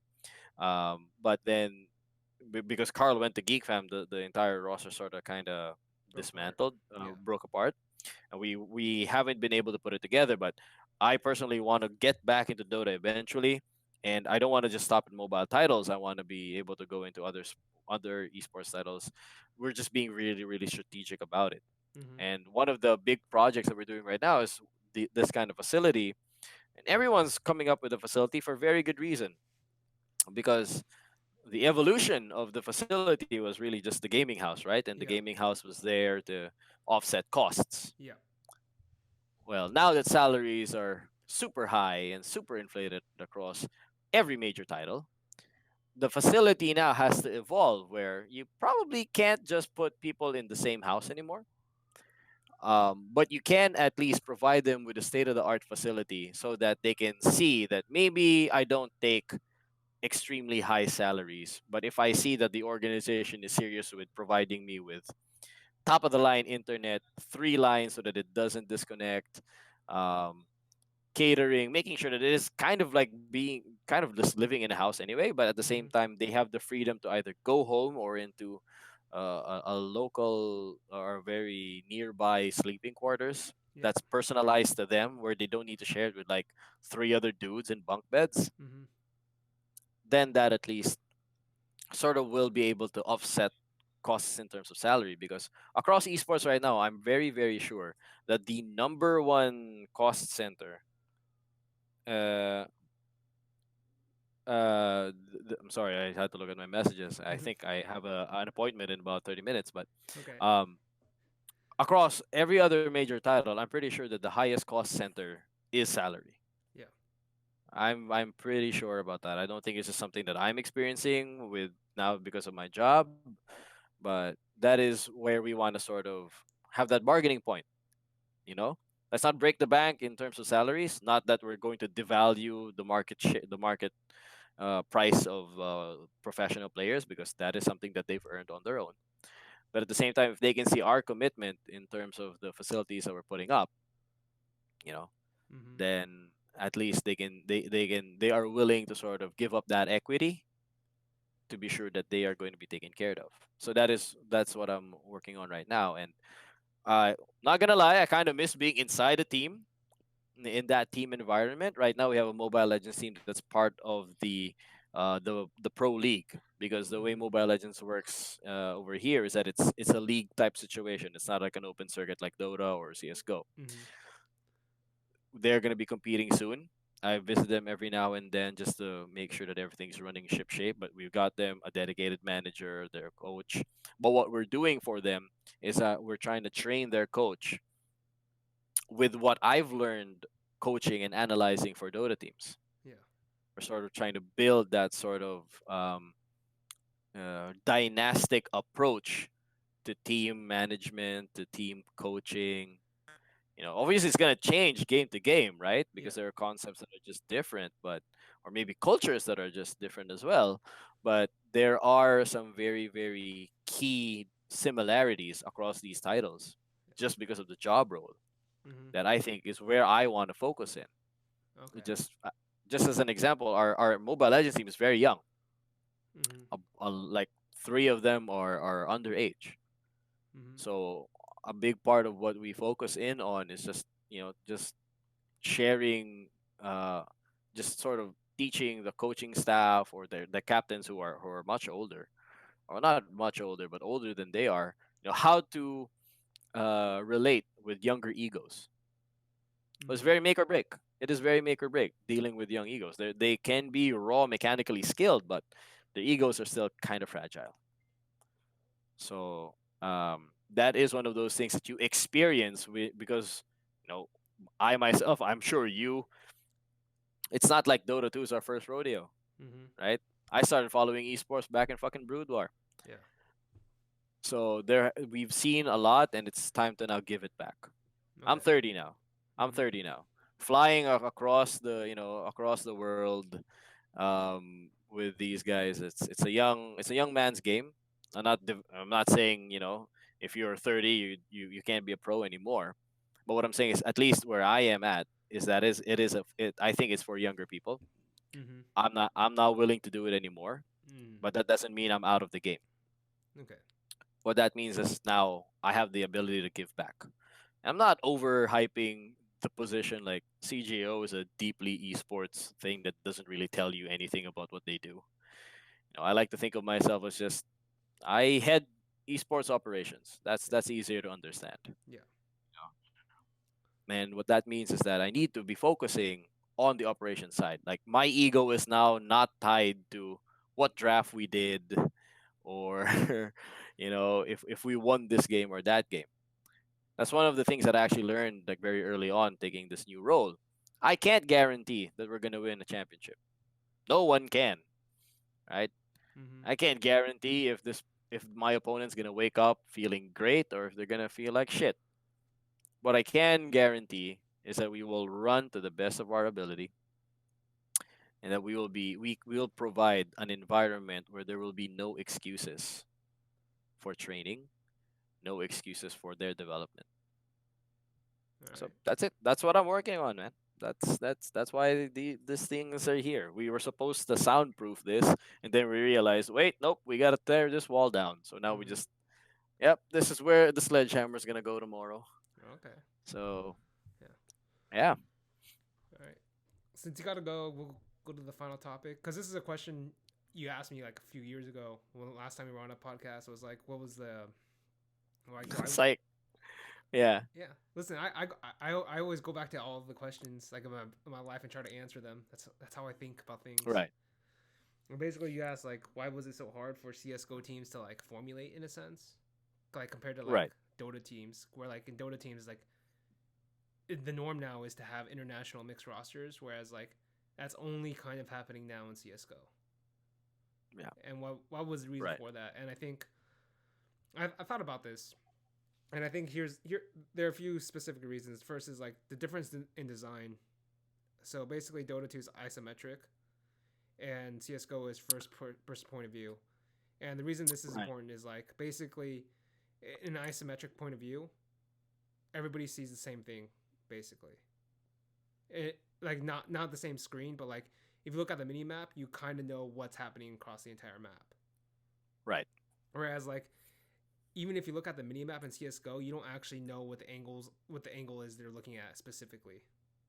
And Right. that's kind of important in a game where like the pixels are kind of fucked up. Not fucked up, but like very small Right. pixels can like give vast amounts of information. The other and this kind of goes into like the difference in comms as far as I can tell, because the way the comms work in CS:GO, basically, I'm pretty sure like half of the information that's directed from player to player is just them looking at the other guy's screen. Right. Right. Right. So it's very visual, and it has to be very precise Yeah. in how they communicate, right? Yeah. And then the third problem is like the design flaw, or not design flaw, but design difference. Basically, I don't know at what point it happened, but at some point in Dota's history, like the Chinese came up with their style 1, 2, 3, 4, 5, right? Right. And that's the base guideline of everything in a sense. Like, and then everything else has evolved from that. Hmm. But in CS:GO, there is no such system because no such system actually works. Right. And so basically, like, if you got 5 players in the server, their toolkit is exactly the same across all 5 players. And what happens is basically role differentiation still exists. It's just way more opaque. So if you remember Secret 1.0, there Hmm. was Puppy, Kuroki, Fly, No Tail, and I forget the fifth guy now. S4, right? S4, yeah. And I don't know if you ever saw this, but basically Puppy did an interview where it basically said our initial plan was to put No Tail in mid and S4 on off lane. And the reason Yeah, that is was a precursor. Yeah, yeah, that's a and precursor for basically S4 like offlane. all three of them rebelled, and all three of Right. the like they all rebelled because they all like no, I'm not a mid laner, I'm not a mid player, I'm not an off laner, and basically Puppy basically said no, that's exactly what they were. They just didn't understand it at the time, and you have this essential problem across all of the players in CS:GO. Right. So basically, nobody Huh. actually knows their actual strengths, except for the IGLs, which we'll get back to that later. That And makes sense. yeah, so that's another huge problem as to why like teams can't even get together and instantly get it is because every single player has a different idea of who they are, and who they are is might be completely wrong. Who they Right. think they are is completely wrong from what they're actually best at. Hmm. So that's a problem. The other problem is like, let's say I do a lot of studying with CS:GO in terms of positioning, and so if you look at the positions across 7 maps, so that's like roughly speaking, there might be 175 to 250 different positions across the 7 different maps on one side of the map, so like CT side, and then you flip that same thing on the other side. Now that's not actually that big, considering the fact that you play this for years. So eventually, through sheer grinding, you'll eventually get there. The problem is like it's all unarticulated positioning, and it's all unarticulated rotations, and the reason that's a problem is because they don't even know they're creating these thought patterns in their mind. So if Right. you get five It's players, they won't actually think of the game in the same way, even if you put them in similar positions. Right. And so if a and because duels end in like a fraction of a second. So basically, if you just fuck up a fraction of a second, it's over, kind of. And so like all that, and so because all of them are all these players from different regions, they don't actually nobody's ever gone out of the way to articulate what each position actually plays. Like, and not only that, but the way the game is designed in Dota, like in Dota, a guy dies, he'll respawn. In Yeah. CS:GO, he doesn't respawn. So all of Right. a sudden, there's a huge amount of Rounds space. over. Yeah, Right. the round's over for that guy, but like there's a huge amount of space, and all of a sudden, let's say your rotation player he's the IV player if you're playing a trainer. He's now the anchor. So basically, what's happening is the reason nobody's articulated these positions is because these positions are all fluid. So Right. Right. Right. basically, if your carry player died in Dota, then your offlaner becomes the carry. Right. That's kind of For how for a while. for a Right. while, right? Until the next round starts again. It's something weird Right. like that. Yeah. I think that one is where I can sort of see it coming together because in Dota, when your carry player dies, well, shit, now you have to wait No, because you don't have damage, no, right? you don't wait. And basically, what happens is like you get depending on position and depending on where you are on the map, you have to figure out what is the best potential move.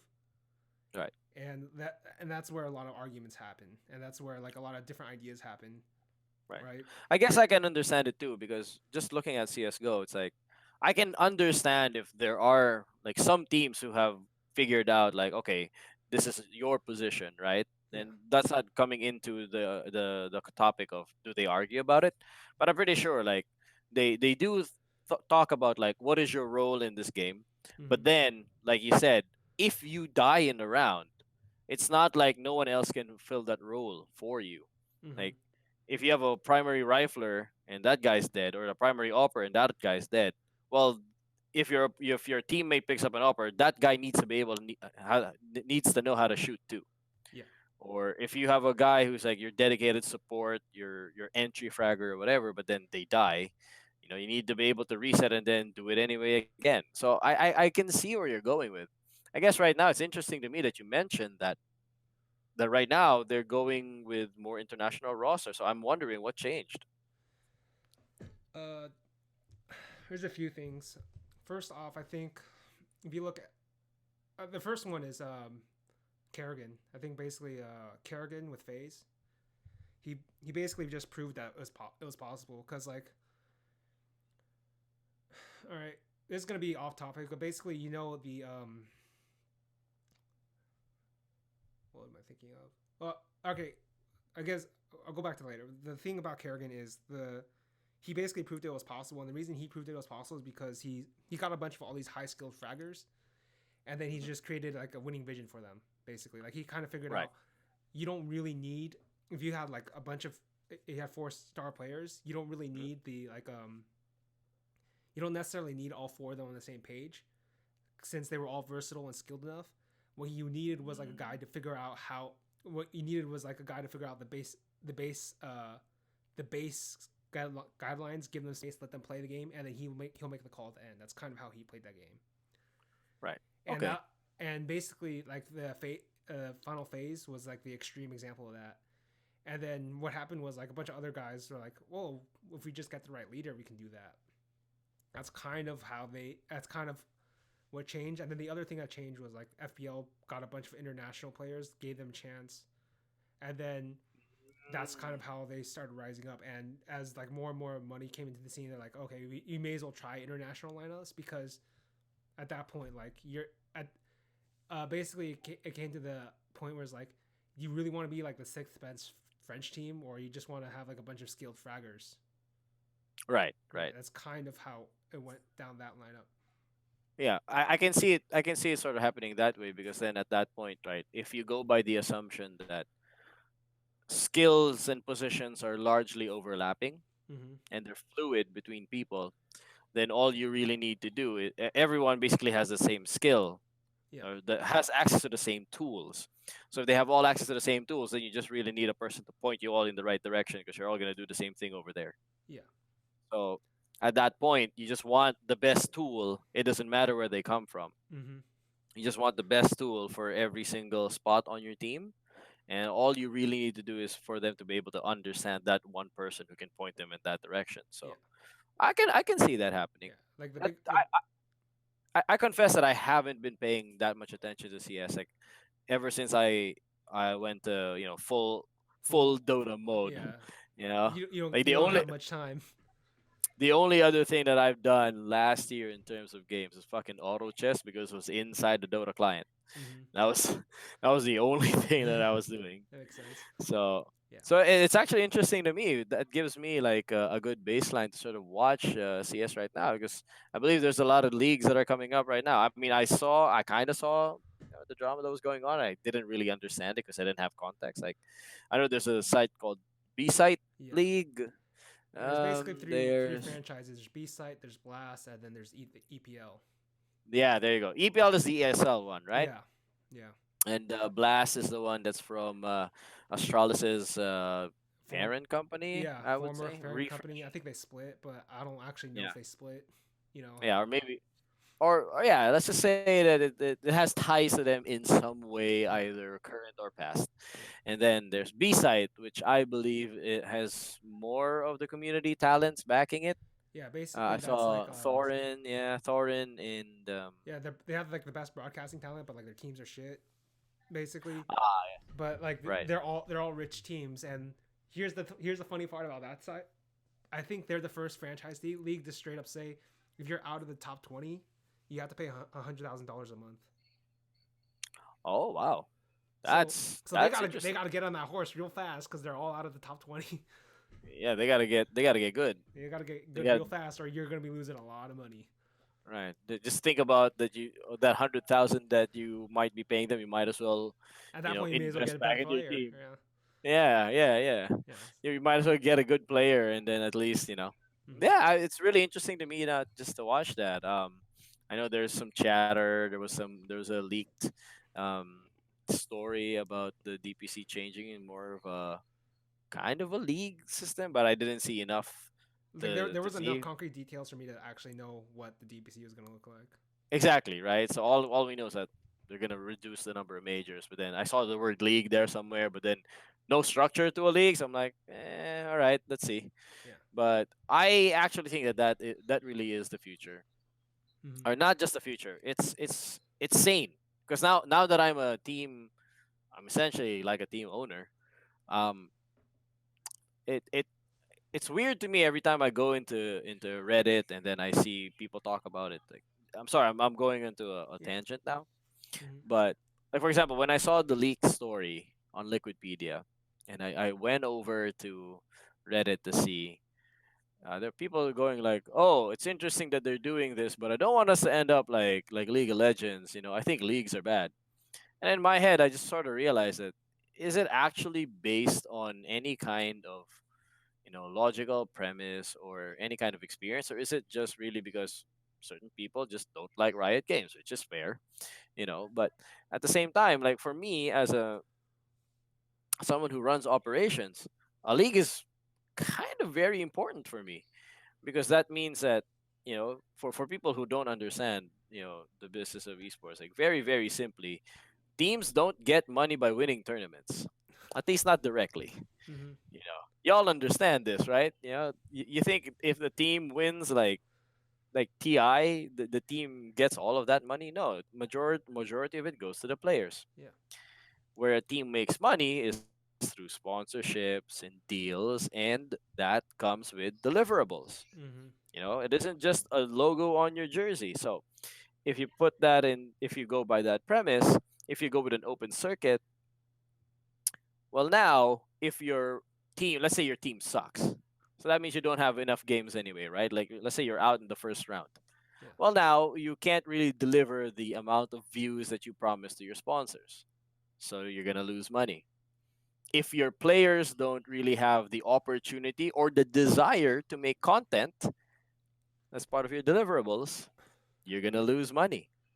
So that's where a league comes in because a league has a set number of games. So if, for example, a sponsor comes to me and says, I want to put my logo on your jersey or I want to make content with you, Mm-hmm. well, now they're at least guaranteed, like for this entire season. you know, we're gonna have that content because there's at least 20 games, right, Yeah. per team. Even if you suck utter dick, you're still gonna have that amount of games, Yeah. Shout out to Shanghai Dragons, of course.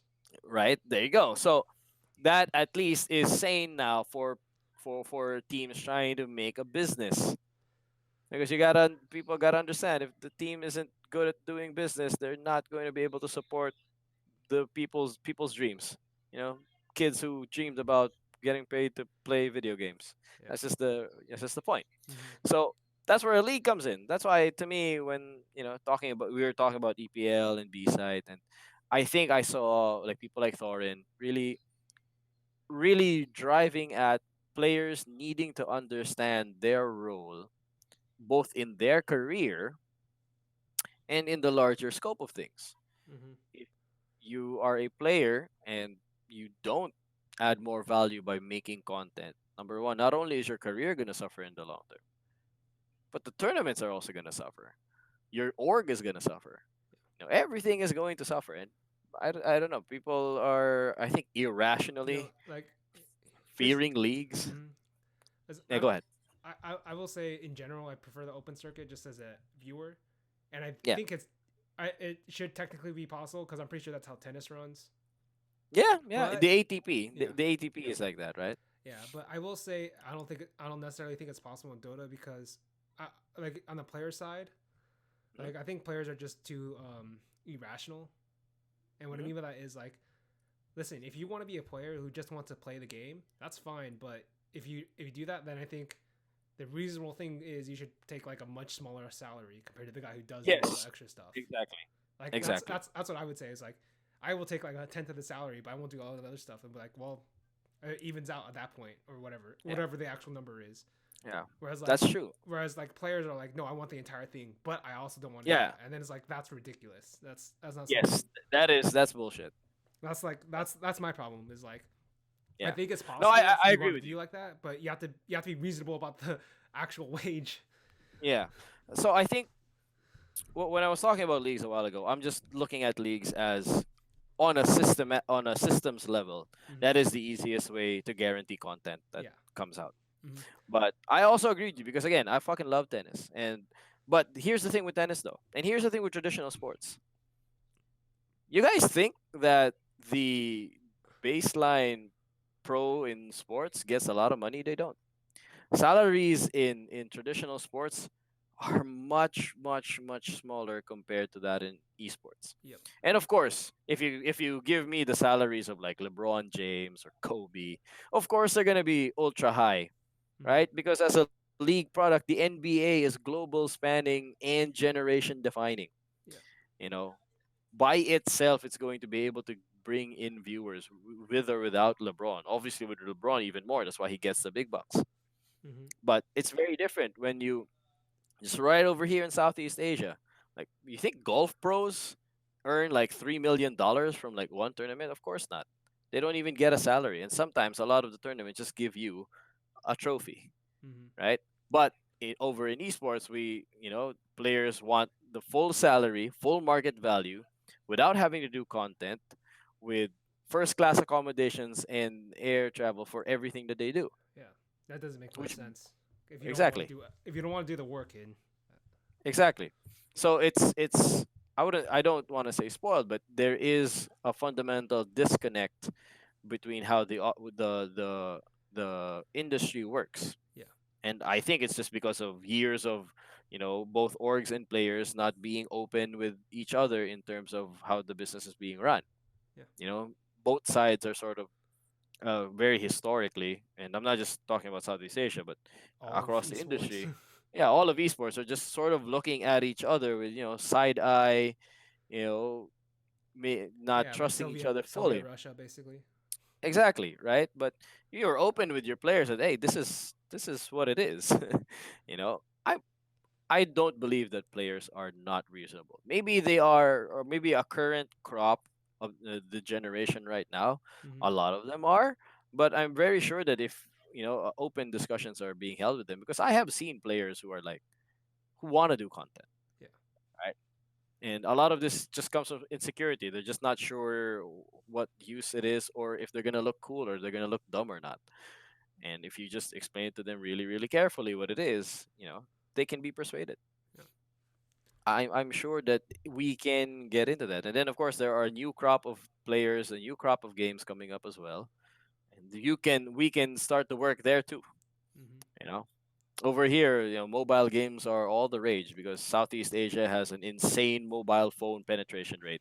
I myself have two phones right now. I don't like it, but I have two, one for work and one for home. That's why mobile games are very popular over here. And now there's a new generation of mobile game professional players. And now we're starting to work over here, trying to tell them, we're going to give you what's yours, but you got to give action to get action. Hmm. So that's where we are right now. So anyway, it's just an interesting thing because I've been looking at the B side blast and EPL, and it's really, It's interesting you know because it's technically the future, yeah. or I it's basically the thing like people wanted, but never like could get done because of the way game devs are.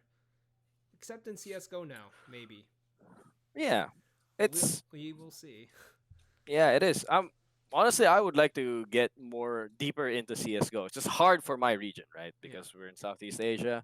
I did sort of pick up a female CS:GO team. I'm looking for a CS:GO, not necessarily male team, but I just want like another team Hmm. in CS:GO because there are female only leagues. Yeah. But I don't bar my female team from just joining all of the other leagues. And at the same time, I'm looking at any excuse to just enter CS:GO deeper into the future because I actually really enjoy the game. It's just really Uh, expensive right now. It's just really expensive. It's just really expensive right now. Like It's operational it's costs alone stupidly are it's like way too expensive. But it's way too high. Yeah, but there are other games that I want to enter. Like yeah. Rainbow Six is a game that I find myself enjoying more and more. Um, First, the FGC is a game Genre. is a genre that I enjoy immensely. I just We don't think actually it makes a have lot of money. it doesn't make a lot of money, but then again, I come from Magic the Gathering, so Yeah. that doesn't make money either. But in fact, it costs you money. No, it's like the reverse. Yeah. Yeah, exactly. It's a money.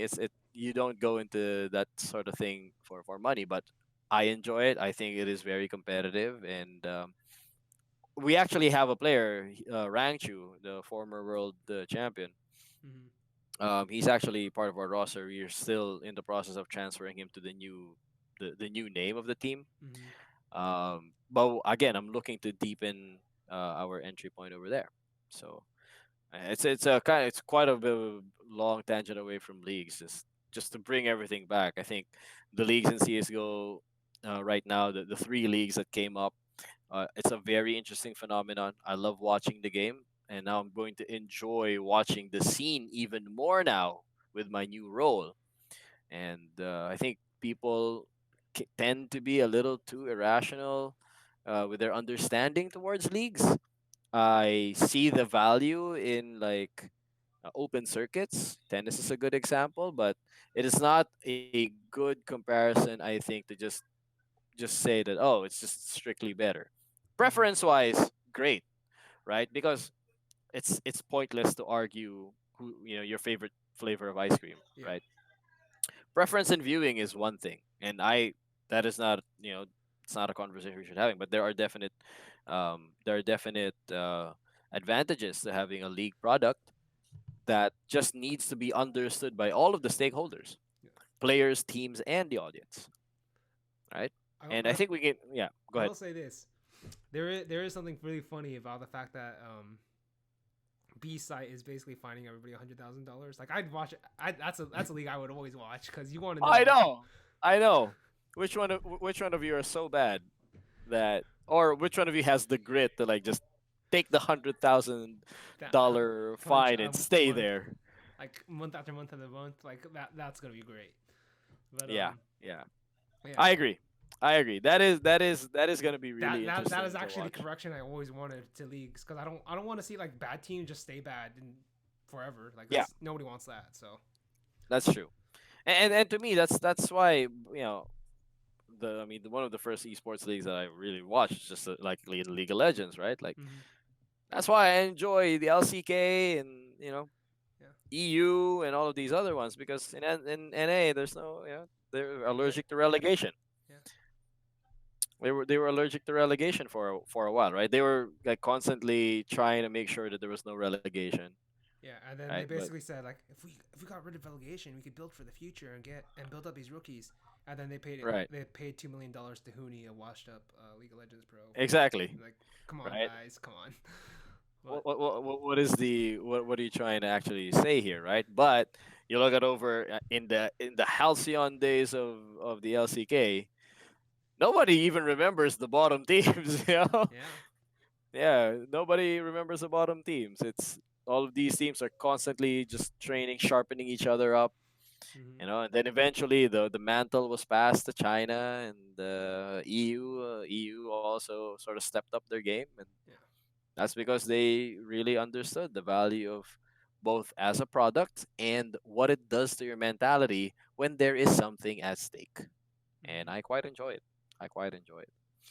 I my When I got into League of Legends, it was actually the first team that I watched because I only got into started watching League of Legends when I became a reporter, Yeah. and because my game has always been Dota. It was Samsung White, man. It was Samsung White, Samsung Blue. It was Dandy and Mata in the Mm-hmm. finals. You know, Yeah. so that I have a very special place in my heart for that. And then again, even though I started there, I couldn't even tell you who the bottom teams were in the LCK Mm-hmm. that season. I had no fucking clue. Yep. So I started watching that. I knew that they were doing something different compared to Dota's open circuit, and I enjoyed both of them. But I thought that the level of competition was sharpened in the LCK compared to everyone else, and that was because they had a league that had stakes. You know. Yeah. Basically, if you play a lot better if you know you're about to die. Yeah, exactly. It's the light flashing before your eyes. Yeah. Do you get up? Do you try and The cheat death? the famous Kuroki quote. You have to make sure every player knows they can get kicked at any time. It's like, Yeah, right. It's that again. Kuroki is he's the benevolent dictator. yeah. It is not. This is not a democracy. It's more of a military base Yeah. with him. All right. Oh, But anyway, I will say this to wrap up the whole like why CS:GO is like so hard to formulate teams. If you just look at the way if you look at the way society's just built, like if you look at like Roman mythology, right? Basically, Romulus kills everybody, right? that That is a good. that's Yep, how that's that how is. that's how you start. You get a bunch of skilled players. You start beating shit out of everybody, but eventually you need a ruler who kind of figures out all the rules, and that's Numa, the guy who comes in after him. Hmm, And that's basically what happened in CS:GO. But the thing is like in CS:GO, it's split up across all the different countries. hmm. So Sweden, Denmark, NA, Brazil, which is kind of like an offshoot of Denmark in Yeah, yeah. I was in gonna its say, own yeah, way, like stuff like that, right? Whereas like you look yeah. at Dota, I actually think the West has always been kind of combined, and just the way the Chinese Dota worked out, like everybody copied them anyway. Right, right. So it's like more homogenized, like east It, versus west kind yeah. of thing. Whereas Yeah. like that, like it was always split apart, and then basically because everything's unarticulated in CS:GO, and like basically when you try to combine these teams, everything just kind of breaks apart because they don't beyond the fact that they don't even know how to communicate with each other necessarily. Like NA players are notoriously sort of like fragile egos, whereas like the EU players have always been a bit more blunt. Brazil players are way more fiery compared to like the other players, like Right. stuff like this, right? Like that there's natural clashes there, but there's also natural just like very obvious clashes in how they think about the game, but none of them will realize it until they actually play with each other. And then you get Right. the problem of like confronting your past because basically if you get like three different ideas, two of those three ideas are gonna end up being wrong, well, kind of in a sense. Right. And nobody wants to say, "Oh shit, my entire past life was wrong." Like nobody wants to say that shit. So which Right, is right, the right. Everything I knew about the game was wrong. yeah. So basically, they'd rather just like ignore it. And Right. then your other problem is like the way the T side and CT side work are different. Like in Dota, like yeah, Radiant and Dire are the details are different, but like the general pillars of Dota don't change. The pillars of CS definitely change. Like Right. Yeah, if you just have different win conditions, period, right? yeah, basically, if you want to think about it in terms of sports analogies, the CT side it works a lot closer to a basketball defense Yeah. in terms of Right. in terms of rotations, in terms of penetration, how and all that shit. In terms of Yeah. the T side, it's much closer to the NFL. It's Right, closer to right, chess. right. It's closer to it, it might be They're, closer they're to trying like to have a formation, break it, and then have someone that rushes through, right? yeah, it might be closer to Magic the Gathering if you played with multiple decks and then you have to choose one, right? Right, right. Like basically the playbook is very different. Right. So that's another problem. And the final problem is like there is no obvious center of gravity in CS:GO like there is in Dota. Like Yeah. Yeah. the moment you pick anti anti mage for burning, all 10 players Yeah. know we have to stop burning or we have to help burning. All 10 players Yeah. instantly know. Right. You You don't you know. can't really do that, Oh, and yeah, you can't like really do that you in can't do CS. that in CS:GO. The only Yeah. players who can are the leaders, and they're the only people who kind of realize, oh, basically across 30 different rounds, I know the general principles and the general future of what a winning round actually looks like for our team more times than not. Mm. So like, here's the trick, right? Like, you I actually don't know. Did you watch Astralis at any point? I don't. Like, do you know of any of the like? Is there a general team you can remember vaguely? And I'll kind of explain. Vaguely, vaguely, vaguely, vaguely, vaguely. I think I did watch a few Astralis games last year. Like whenever I would see it, I knew I watched a bunch of Fnatic games, and they were In not doing well. oh yeah, they were doing badly. They were doing really poorly. Um, because that was just sort of the thing, you're in a Fnatic Dota house, so So you just watch them. Okay, so yeah, yeah, here's the problem with the Fnatic then and Fnatic now. So Fnatic then, their inherent problem was they only had like the actual winning vision of Swedish Dota, which is basically Fnatic 2015, hmm right? And the winning vision for that team is the following: in terms of the overall set, you want very instinctive, very instinctive, very fast rotational plays on both the T side and CT side, and on the T side you want to have very fast mid round calls where everybody knows where they're gonna go without communicating, because that's the famous thing. Like back then they released communications, and Pronax's Fnatic team had the least amount of talk of any team, even though they were the best team in the world. right. It And the was all reason, like really, really instinctive. Yeah, yeah, very very instinctive. And so basically, the inherent problem with the Exist squad was he couldn't figure out a way to implement that kind of chemistry or team play.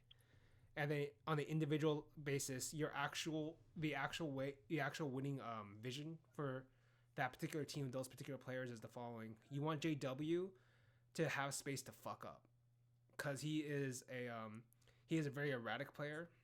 right, His style isn't consistent, but it'll push you over the edge. But in order to give him the space to fuck up, you need to have that. You need to have that winning vision of very like cohesive team play between the other four players. right, right, right, Then you need to have Crims in. You need to have Crims either initiating duels or closing rounds as a lurker or as like a 1vx player. That's generally how you want Crims to win, or you want Crims in like an anchor position where he gets 2 kills. So that's your other winning condition. Your third condition is Broland, and Broland, since he's a young player, he generally wants to go for very early entry duels. right. And so the He way, he wants to break apart the site, yeah, basically, right? and Yeah. basically the Fnatic team you saw lose all the time. Like their problem was like first they had Twist, who was kind of trying Yes. to fill in the team play gaps for the rest of the team. So he'd be like, okay, JW, you want to make a play with a wild card play with the rifle, I will take up the op. But he wasn't very good with the op, and like his own play kind of hit a bad spot, and so like he was basically like trying to fill all these positions for JW, but he was basically making another hole for the Fnatic defense. Right. Exist's style Exist's like a style of calling was too obvious, and his mid rounding wasn't as good as like a Golden who was going to follow him afterward. So he didn't really have the T side stuff, and he wasn't really setting up the team in such a way where like he couldn't. I don't even know if he could because the pieces weren't there to set up the team in such a way to get that instant chemistry. But what happens is you kick those two out, you bring in Flusha, you bring in Golden, and Golden does Right. have that style of that mid round style, and Flusha specifically because he's a very smart player, just in terms of like high game IQ, he can Hmm. do all the stuff that Twist was like kind of trying to do but couldn't for Right. both But at a higher JW, level. but at a much Yeah. higher But level for JW, yeah. for Crims, and for Broland. And Right. so that he kind of just heals up the problem, the team play problem for them entirely, and all of a sudden JW's like erraticness doesn't matter anymore, and then and because like the entire team play problem is solved, like Broland goes for more duels, and all of a sudden your like winning vision is coming into fruition, kind of, right? Mm. Yeah. That's. Huh. I think because I definitely remember like watching it with still Twist in there and Exist, and yeah, because that was around the time when we weren't scrambling yet. Like So once basically we started, you were a yeah. 50-50 shot because like that was a Fnatic like get once in every like three tournaments get to finals, but the other two like they bombed out or something. It Right. was like Right. really Right. weird, and Huh. that's basically the reason is because uh the winning vision worked if like JW hit all their shots, if hit all the shots, and Berlin won most of his duels. It was like something weird like that. Yeah. Consistency really was the problem that The inherent JW problem with had. that team. Yeah. Yeah. Yeah. Because when you lay it all down for me, because I can sort of imagine it in my head. I it's easier for me to imagine with like players that I recognize like Crimps and Mm-hmm. Flusha because I've been watching them for the past like the golden days. But when you lay it down like that, it sounds like really really simple that how they can make everything happen. But then you have to run into consistency, like how consistently can they run things so that it breaks their way. Mm-hmm. So I mean, I'm still very fond of the organization in general. Still have a lot of friends inside, mentors that I cherish, for example Eric Core and of course Patrick Satterman. So I wish good luck for them I in mean, the coming years. yeah, they, And they have one of the I best want teams to, again. So yeah. yeah, it looks like it. I remember before, like Eric and Patrick, sometimes when we would just hang out and just sort of ask each other, oh, what's going on. It would be like a comment, oh, we're doing well in this game, but not in this game, and Yeah. so I haven't heard anything about CS:GO in a while, so that's usually generally good news. Mm-hmm. Yeah, I'm actually really, really interested now to watch more CS. You kind of jump started my imagination now, especially talking about like why teams have difficulty forming. Just bringing back that question from a year and a half ago. Yeah. I guess now I have a deeper lens that I can use too from being inside teams for a while, and now sort of looking at it from outside, from like a different a different perspective from the outside. Because before we were looking at it, remember when we talked before, it was from the perspective of someone who does broadcasts and does like commentary. Yeah. But now I'm looking at it from like a team administration level, but at the same time I know also team dynamics to a certain degree. Mm-hmm. Dota is different from CS:GO, but a lot of the dynamics that happens within teams are similar across genres and games. Yeah.